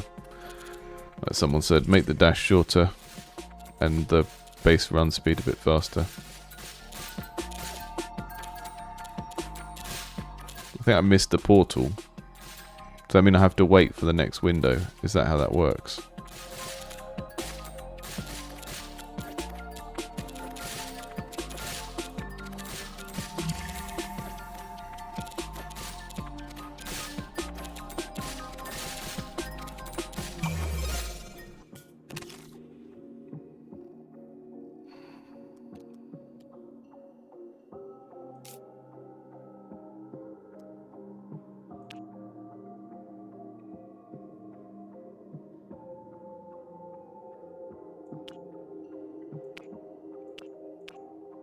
So if we can put a fireball and an icicle together, then we can make a bubble.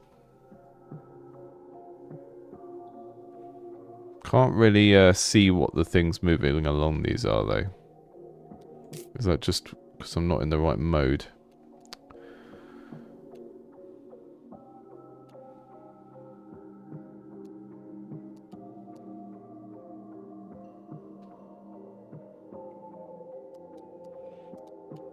Buy that for later, even though I'm not going to use it yet.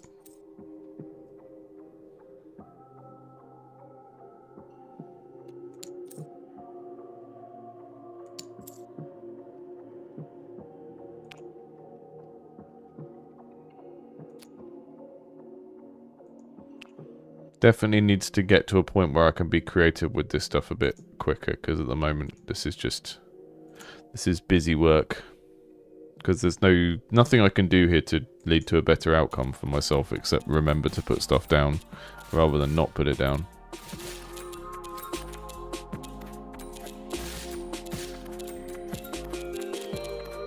I think it just needs to give me the combiner thing much sooner. Start me off with one. Because that's what the game mechanic is there. Otherwise it's just remember to buy stuff and put it in a line, which is not interesting. Doesn't use the mode of thinking that people want to get into when they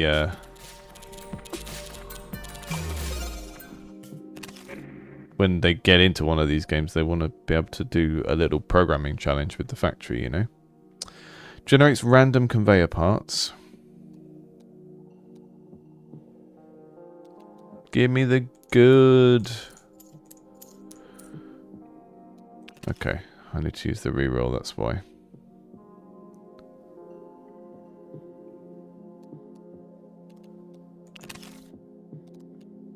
Ira scroll. No, just give me a better assembler that lets me combine things. Here we go. Assembler 2. 2 inputs. Now we're cooking with assemblers.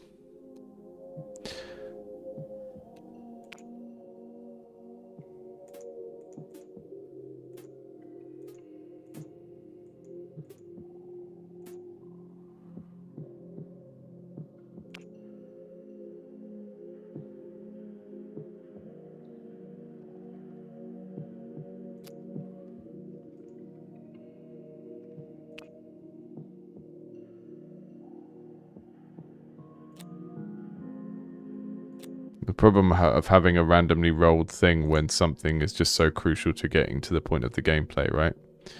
Okay, we're combining stuff.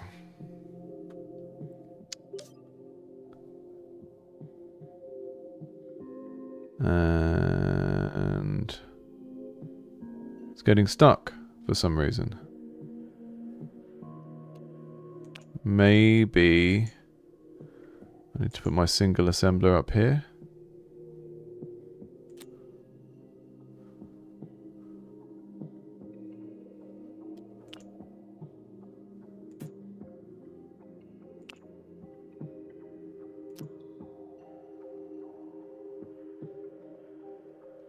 It's making different stuff, but I can't see what it is because it's like there's no way for me to zoom in on any of these objects as they go through the factory and know what they are.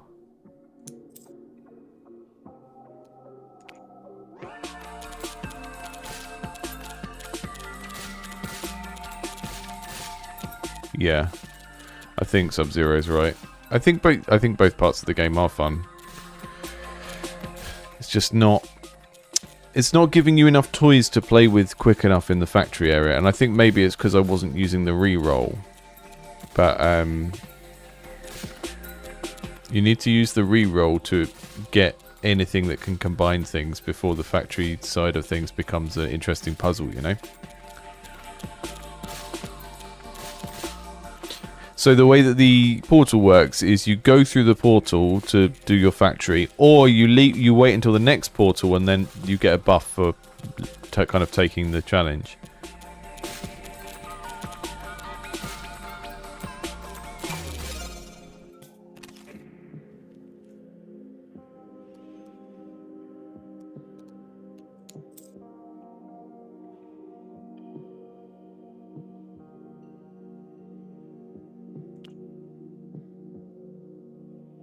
Okay, so now I'm going to try and combine the other two things. And I know I should use the recipe book, but I can't be bothered with that right now.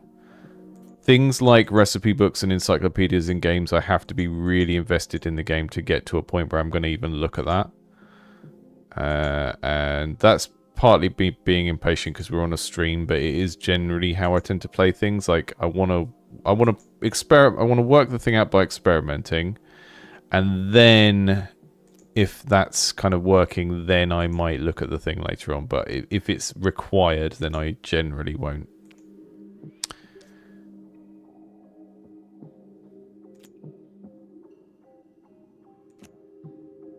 Oh, look. What's this? Like some kind of drill thing?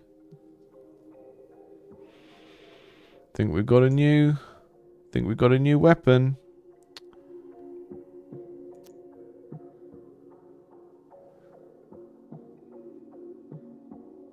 I'm just going to mess about over here a little bit. So if I can split this.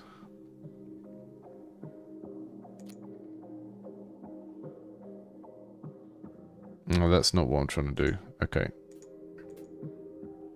We'll split these fires so that they go either way. And then some of them go where they were going before, which is into this splitter. And then some of them go around here and combine with this. And then we can have another thing. If I can get another... I need another assembler too, but I can't afford it. And I don't have any way of selling anything to make money, so we're going to be stuck for a little while until I get the next one.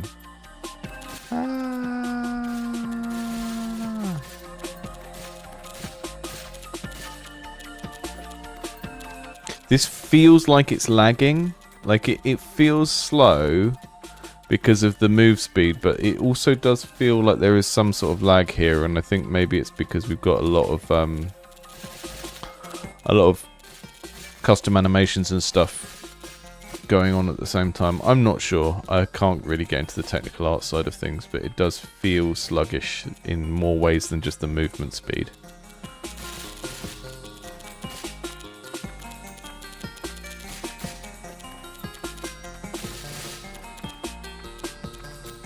It might just be that there's some like uneven frame rates to the animations, and it makes it feel stuttery because they're not consistent with each other. I don't know. Assembler 3. 3 inputs. Let's do it. Let's do a big assembler that takes 3 things. And of course I should read the manual. But I have to be so invested in a game to read the manual for it that I'm just going to put random stuff into this and hope for the best.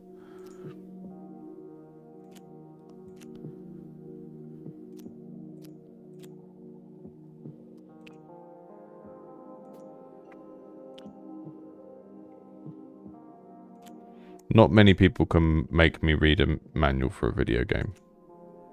Used to get away with it in the 90s when I just spent all my pocket money on a game and I'd already invested in it. Get Dungeon Keeper manual that thick.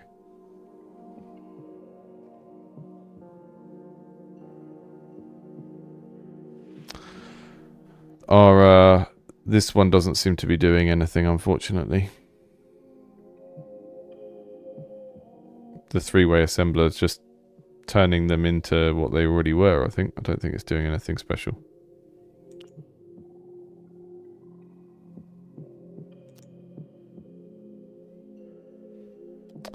Oh, this is broken over here. I set that up wrong. It's giving me flashbacks to when I played City Skylines and I had a problem for ages where I was just like, why is there no one in the town? And I had like a thing where I'd routed the roads so no one could drive into the town, and it had been like that for years. Just years of no one being able to enter. Yeah, look. We're getting these red potions now. Something new is happening. Cool. Okay. That's magic, I guess. Power crystal. Yeah, I want a power crystal.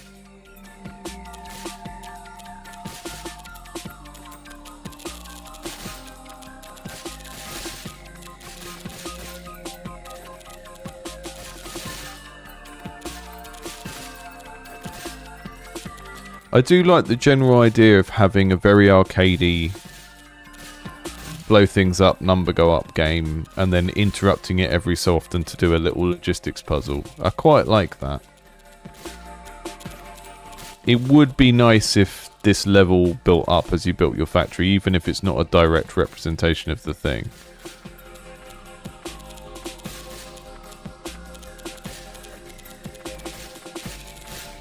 There's just a bit more of a reason why we're doing this, because it's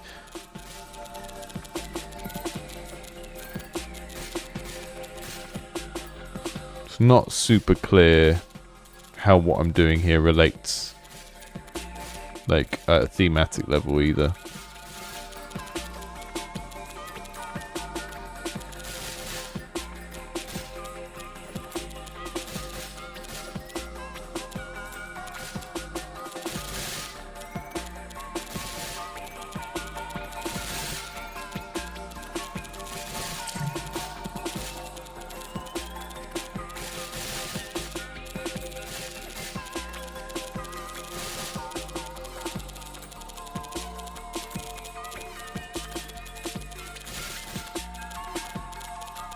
Okay, I need to not die, don't I? For some reason, I keep thinking that the metagame of the progression of the factory is gonna survive if I die, but it's not. That's not how it works. Yeah, definitely need a... It's a strange enemy variety. None of them are like standard fantasy creatures, which is fine, and I welcome that, but we're also playing like a very generic gnomey dwarf type guy, which makes me think we are going to get more generic fantasy enemies. It's a strange mix of unusual and standard. Oh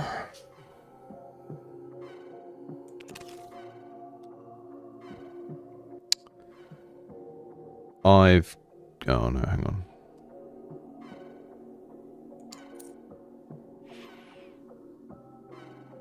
Now, what I would like to do is take two of these secondary things that have been built up from other things and then make a second assembler.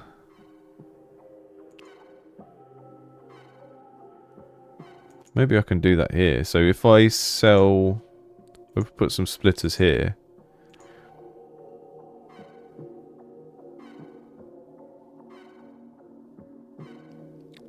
No, I can't.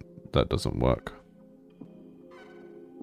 Although, can I create a loop? No, that doesn't work. Okay.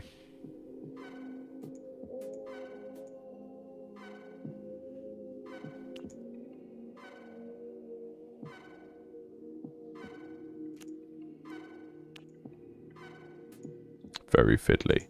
Doing the rotation is very fiddly because your mouse is right over it, so it's quite hard to see when you're rotating like that.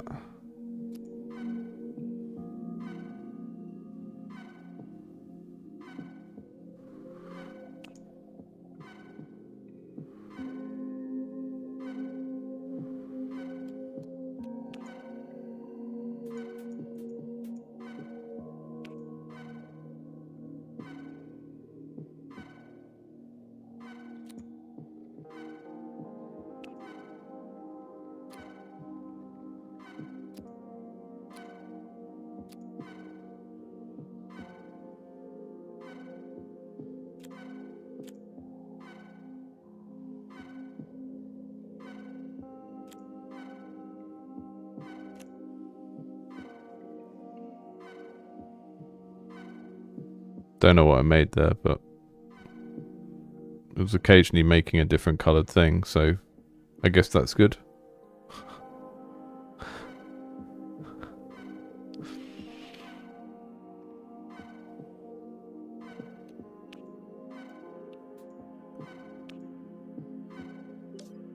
I definitely enjoy this kind of thing much more by just experimenting with it and seeing what happens versus having the instruction manual and feeling like I need to follow it.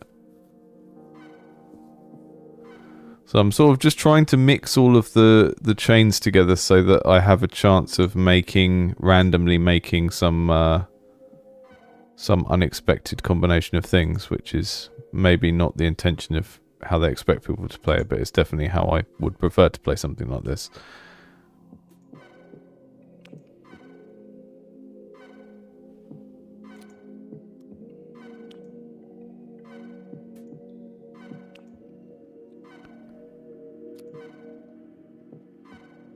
I mean, that's just putting the raw thing without turning it into a spell, but I think I can fix that as well. I think I just need to put another assembler here.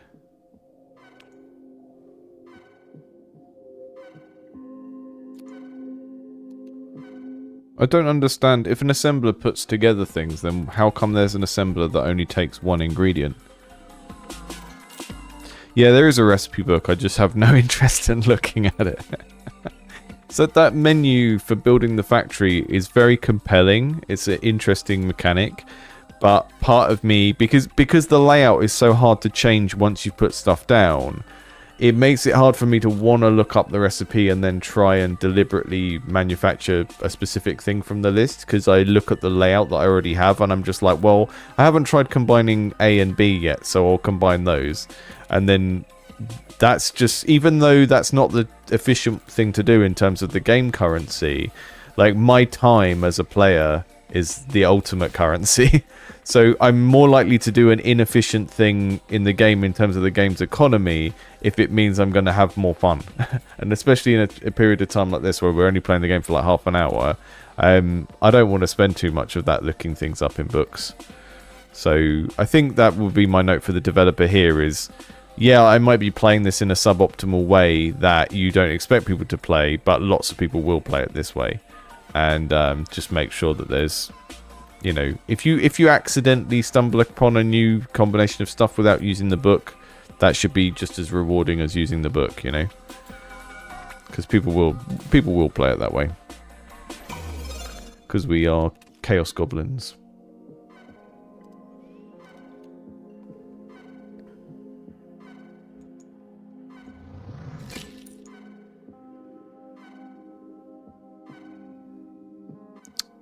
So totems get randomly placed,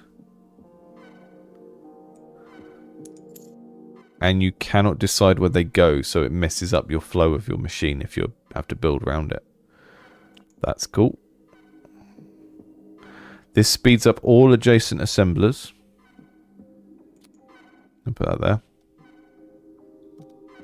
It's starting to get interesting with the building here.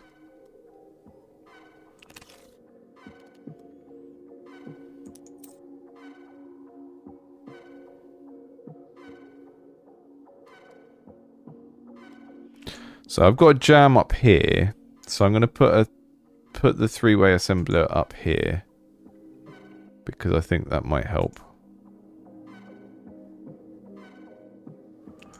And then we'll put one of these fire things.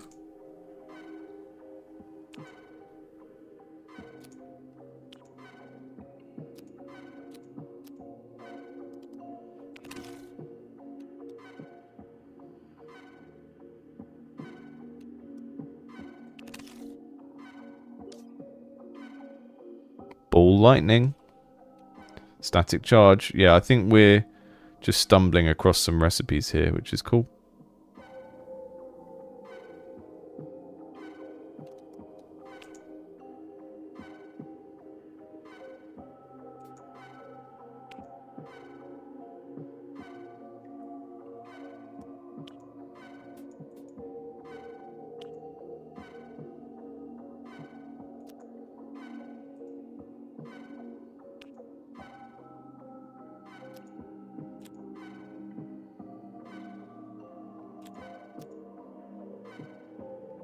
Just gonna make this even more chaotic than it already was.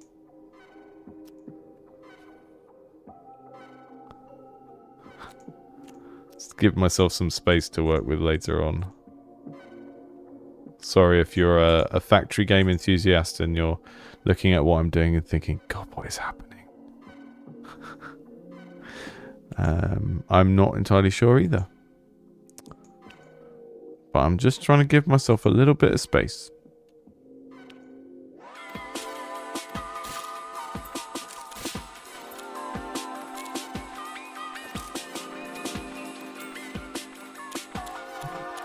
I broke my factory so much that I now have no weapons.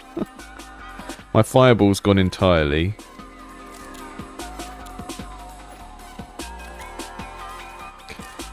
I think it would be helpful here if we had a little string showing us our spells on this screen somehow, so that when you revisit this after you've been doing some factoring, you can see the difference between this and last time. I imagine what is happening is that the factory still exists in real time while this is playing, and, you know, when things go in the sync, they're generating the spells. That might be why it's so slow.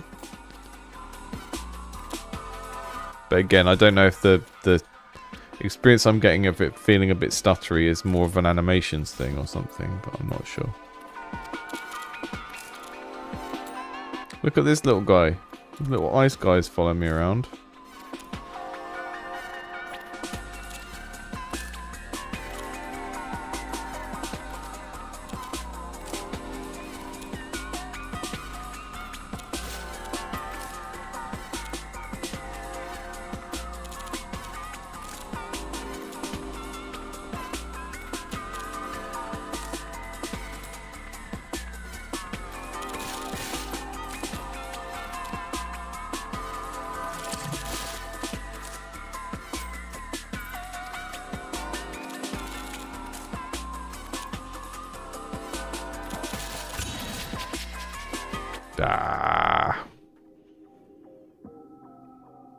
Yeah. I like this. I think my main things would be the factory needs to give you like double combiner things sooner. And it does feel like there's some sort of optimization issue. It feels very, like the main gameplay feels very slow. I want to be able to move around a little, just a smidge faster, or be able to make spells that make me faster. Maybe, I mean, let me give it 5 more minutes, and this time let's see if there is an actual, is there a spell that makes you faster that you can do in here? Speed potion.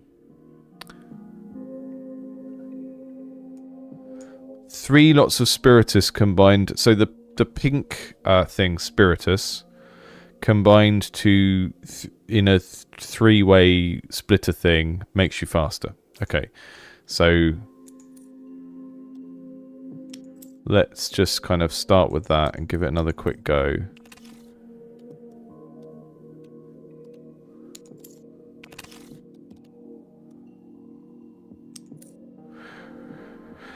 Right, we've got an anima, a corpus, and a spiritus. So I guess what you would do when you've got those three is just start off. I think what I should really do as well is start them way back so that I can have room to move things around if I need to.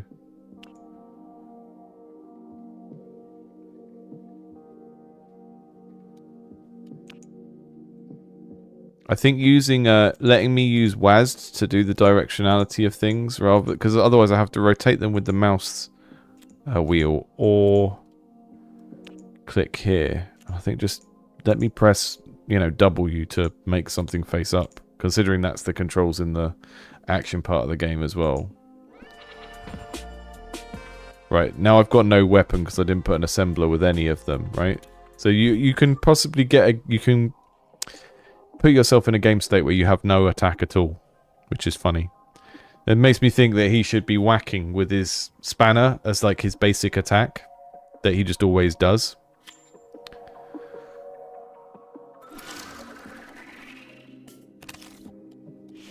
Okay.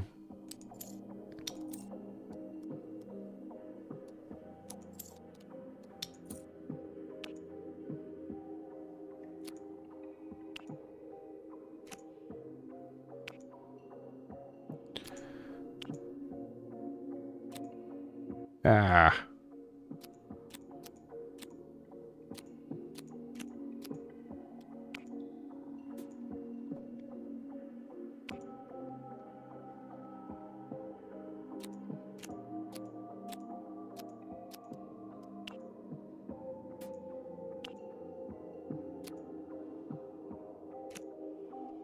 Be nice if this grid had a few darkened tiles in it so you could quickly see where the middle was and stuff like that, just like guides.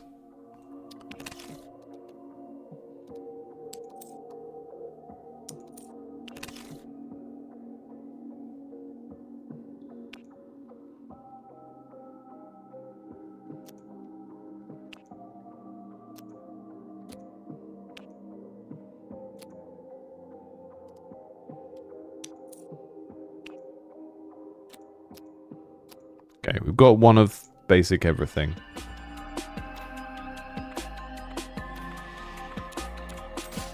I also think the kind of anima spiritus stuff feels a little bit jargony.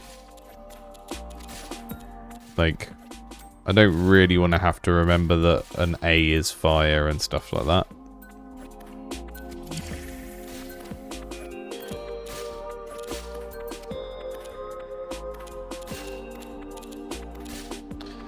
Yeah, I don't, yeah.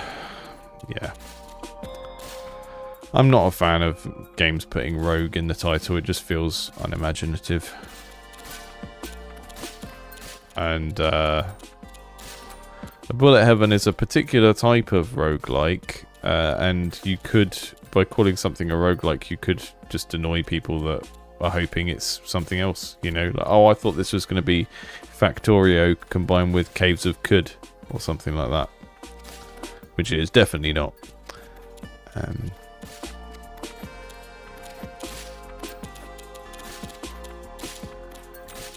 So, before I log off today, I'm just going to try a few more levels and try and get to the point where we can make the speed potions by having three spiritus things going into the same thing and making speed potions, and then I want to see if that makes the game feel considerably nicer.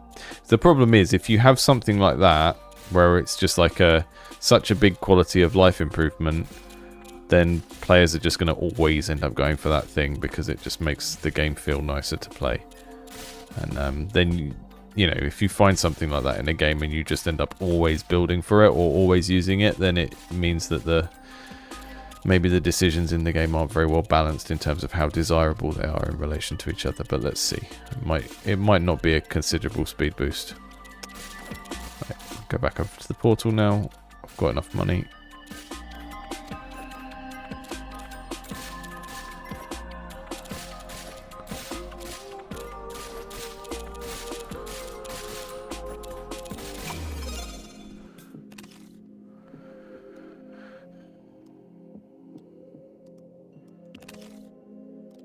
Right. Assembler 3, we need one of them. Spiritosaurus, we need one of them. Yeah, come on, let's do this. Right, we're going to recycle here. We're going to create one of these. And then I need to check speed potion. So the thing I'm struggling with is I don't know if that is still Spiritus when it becomes a blue little potion. I don't think that is. I think that's a spell. So in order to do what I'm trying to do here, I would need to make sure that I get rid of this assembler. So that they're all just going in pure.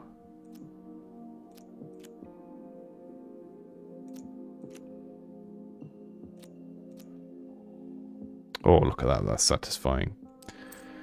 And then let's check the book again. What's an Inferno? 2 anima. I think we can do that.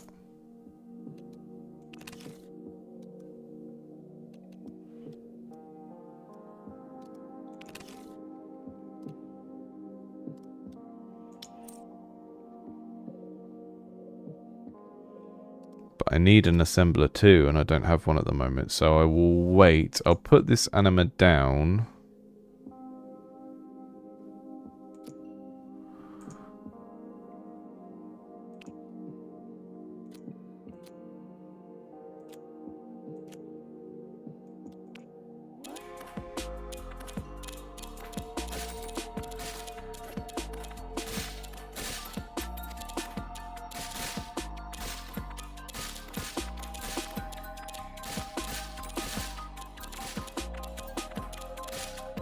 I don't seem to be getting the effects I expected, because we have a different attack now, even though I haven't built a different attack. I built a speed potion.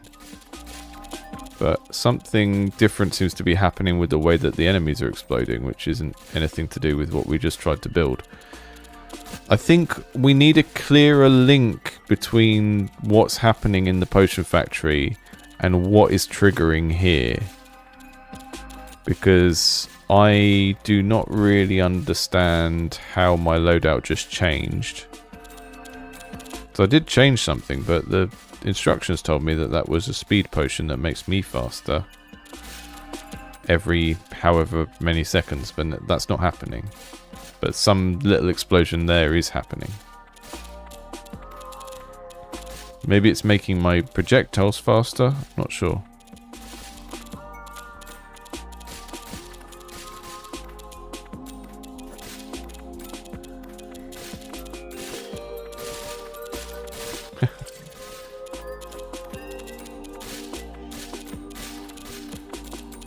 I should get green headphones, it'd be even better. I'll just do streams in a morph suit.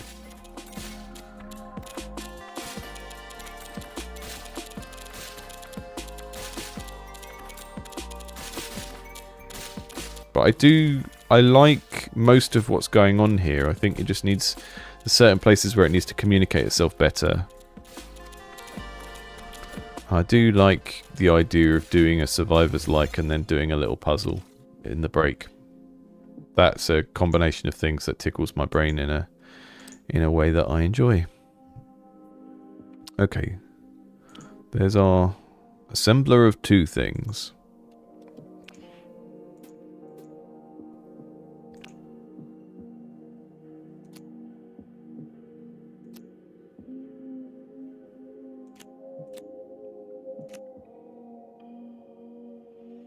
So that's making Infernos now, whatever that means.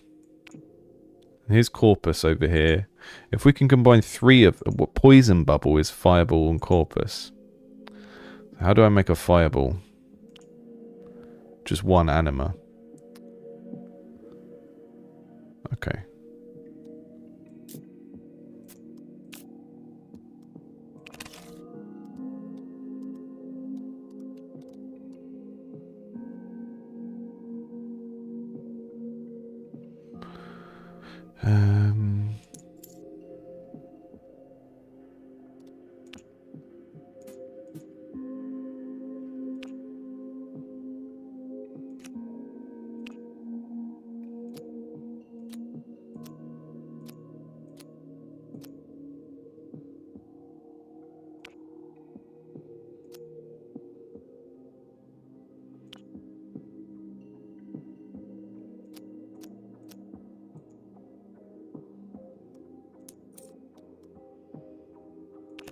need another assembler too. There we go. That's the one.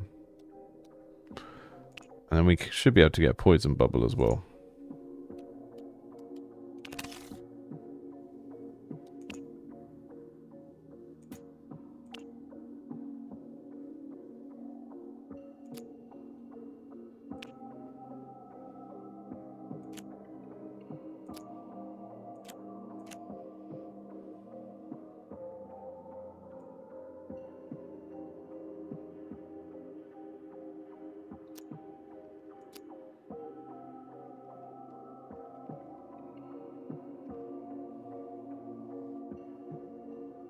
I think maybe I've got a jam here.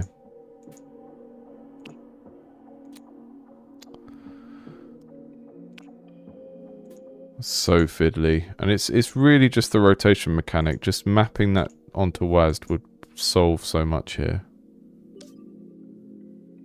Gas cloud. Okay, that's not what I was trying to make, but that's fine. And then you can kind of treat this as a slot machine and go totem.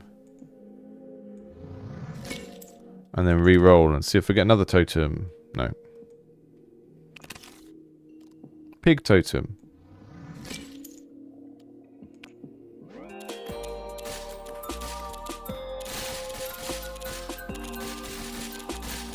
Yeah, that's the problem I'm having with it as well, Johan, is like... So you can have... There are different characters that start you off with different stuff, so I think there will be enough difference between runs. So it's a bit more like Slay the Spire, where you've got like 3 choices of how you're going to start your game. But yeah, I think... It takes quite a lot of work to sit and think through what you're going to build and how it's going to change your weapons and stuff like that, and it's going to... It requires a lot of patience. I quite like it though. I mean, this is the sort of thing I could probably play for an hour or two and just get really deep into. But there's not enough variation in this part yet for me to feel excited about progressing in it yet. I'm more excited about making the factory bigger. And that's not a bad thing.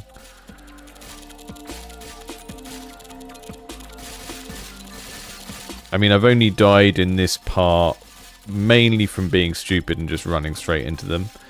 This part doesn't feel like it kind of ramps up or gets more varied or interesting quick enough. And given that we've got the factory setting, I feel like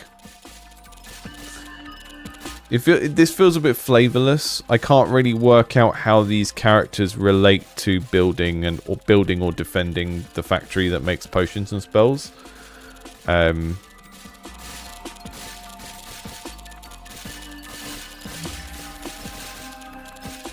I think if it felt a bit more like you were defending the factory or you were cleaning it, you're getting rid of pests or vermin. It's just not really sort of giving a story for... And it doesn't need a story, right? But thematically, I don't get why these guys are the particular monsters that we have to deal with outside our factory.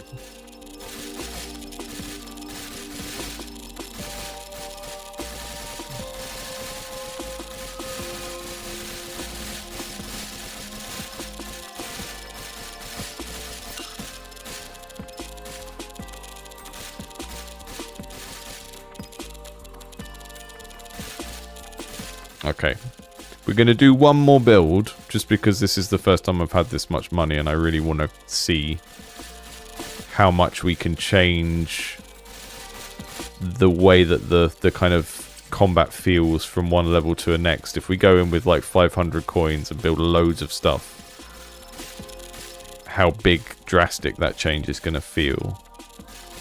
Because it really feels like a lot of this game is going to hinge on that. Like if I spend 10-20 minutes puzzling out the factory and then I come back in and the change in my attack pattern is really underwhelming, then I'm probably going to rage quit the whole game, right? If I do it and the satisfaction of doing that puzzle is paid off really well in transitioning back to this and seeing what my little dude can now do, then it's going to have sort of lived up to what people will want from this, I think.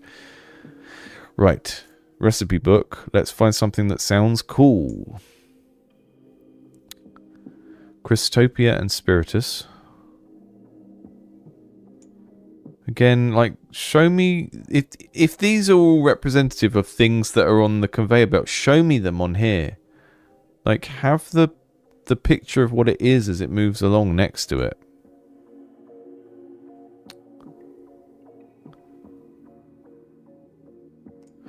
Right, Chrysopia is made from 2 corpus and 1 anima. And if I have one of those...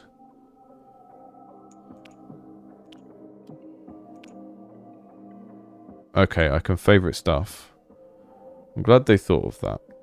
What was that into making? Was it into making...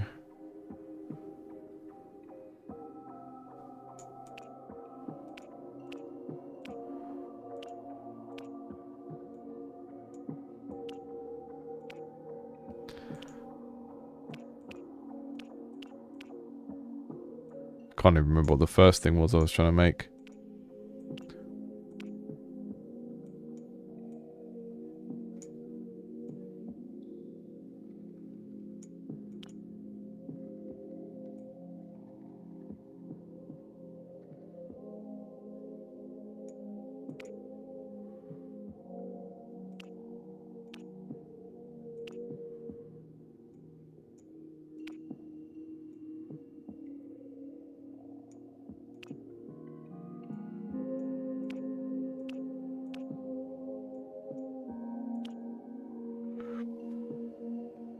Fireball and Spiritus makes an electric bolt.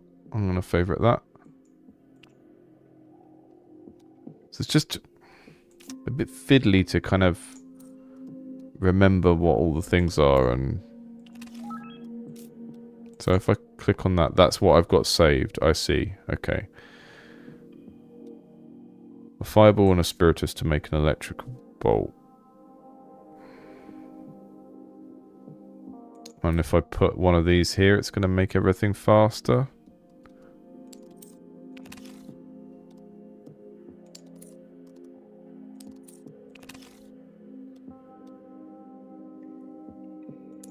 Okay. So, I guess you can use the three-way assemblers. If you've got a couple of things like this where... If you can work out something where you've got 2 recipes that use 50% of the same thing, you can have 2 things being produced the same way, which means so let's find other things that are using 2 ingredients, 2 basic ingredients. Why does a fireball go straight into a fire blast if I put another...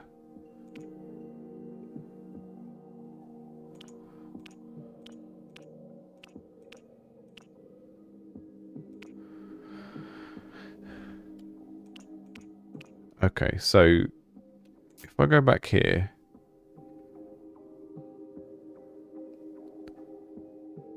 so if I have corpus and anima going into a 3-way thing, then sometimes it will make a bomb and sometimes it will make a Christopia. I think that's how that works. So I would do... I would actually probably... See, the sell button isn't available when I've got all of this stuff as well. Right.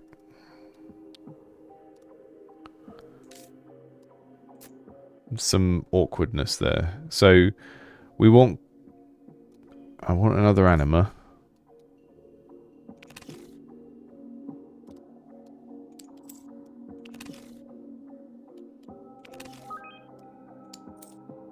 I'll have an epic grab bag, whatever's in that. And a mouse totem. I'll take the gamble. So, corpus and anima together. And that is going to make...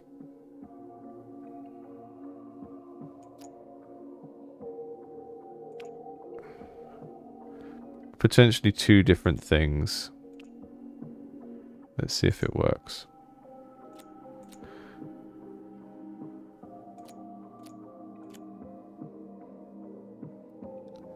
So it should be alternating between the two recipes we were looking at, as making different things occasionally.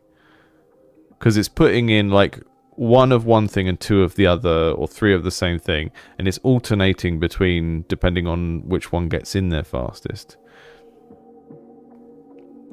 I wonder if you can bias that particular way by putting another of something into it, like that. The problem is, like, all I've got to reference what is going into my combat is just looking at this spot here and seeing what's going into it. And it's very hard to mentally translate this series of item icons into the attack pattern that's happening in the main game. And then a fireball and a spiritus could make an electric bolt. I've already got fireballs from over here, so if I've got spiritus coming in from this side and I split one of these, one second.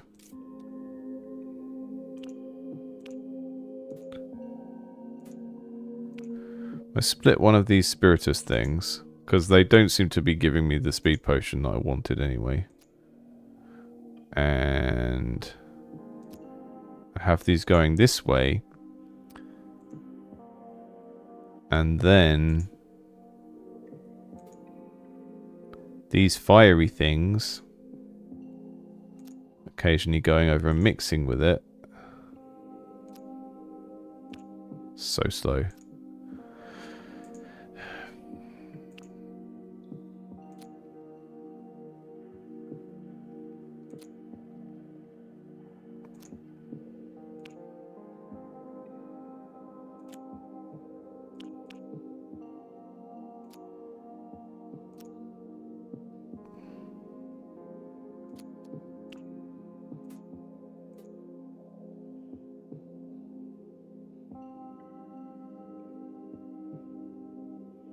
No idea what's happening here. Yeah, it's very hard to have a clear idea of the outcome of what you're doing, I think.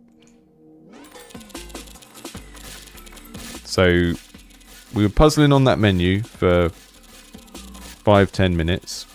Come back here. Does the outcome of my puzzling feel like it's made a significant change in my damage output? And the visual effects and all of the normal sense of upgrading a bullet heaven. It feels like I've kept up with the game's balancing in terms of, you know, stuff is dying, coins are dropping. I don't feel like the payoff is strong enough in terms of how long I had to spend going through the menus and looking for recipes and stuff versus what's happened with my spells here. I think that might be a bit of a problem, but it's also something that people will get faster at as they understand the game more. But you do need players to be able to see, you know, make all of these links. So if a spell is that little icon that goes in that pink hole that then comes out here as a spell, show me that spell on the recipe list, show me that icon. Maybe represent it here somewhere. Like, have them down the side like you have relics in a lot of games. And, like, when a particular ability fires, flash it so that I can see which sort of projectile effects and stuff are related to which thing. Because it's going to be very hard for people to mentally make those leaps. It seems like it's all there mechanically. And it's all kind of very smart. And, like, I think if people are really, really invested in the idea of this game, then they will sit down and take the time to learn it. But I think you can do a few things like that to make it easier for people to learn those relationships, you know.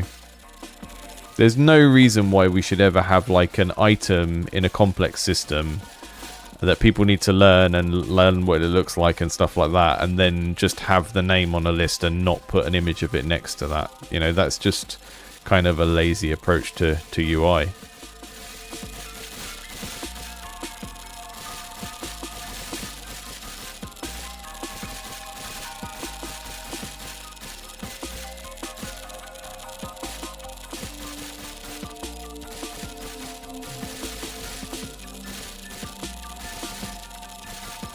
But yeah, I don't feel like the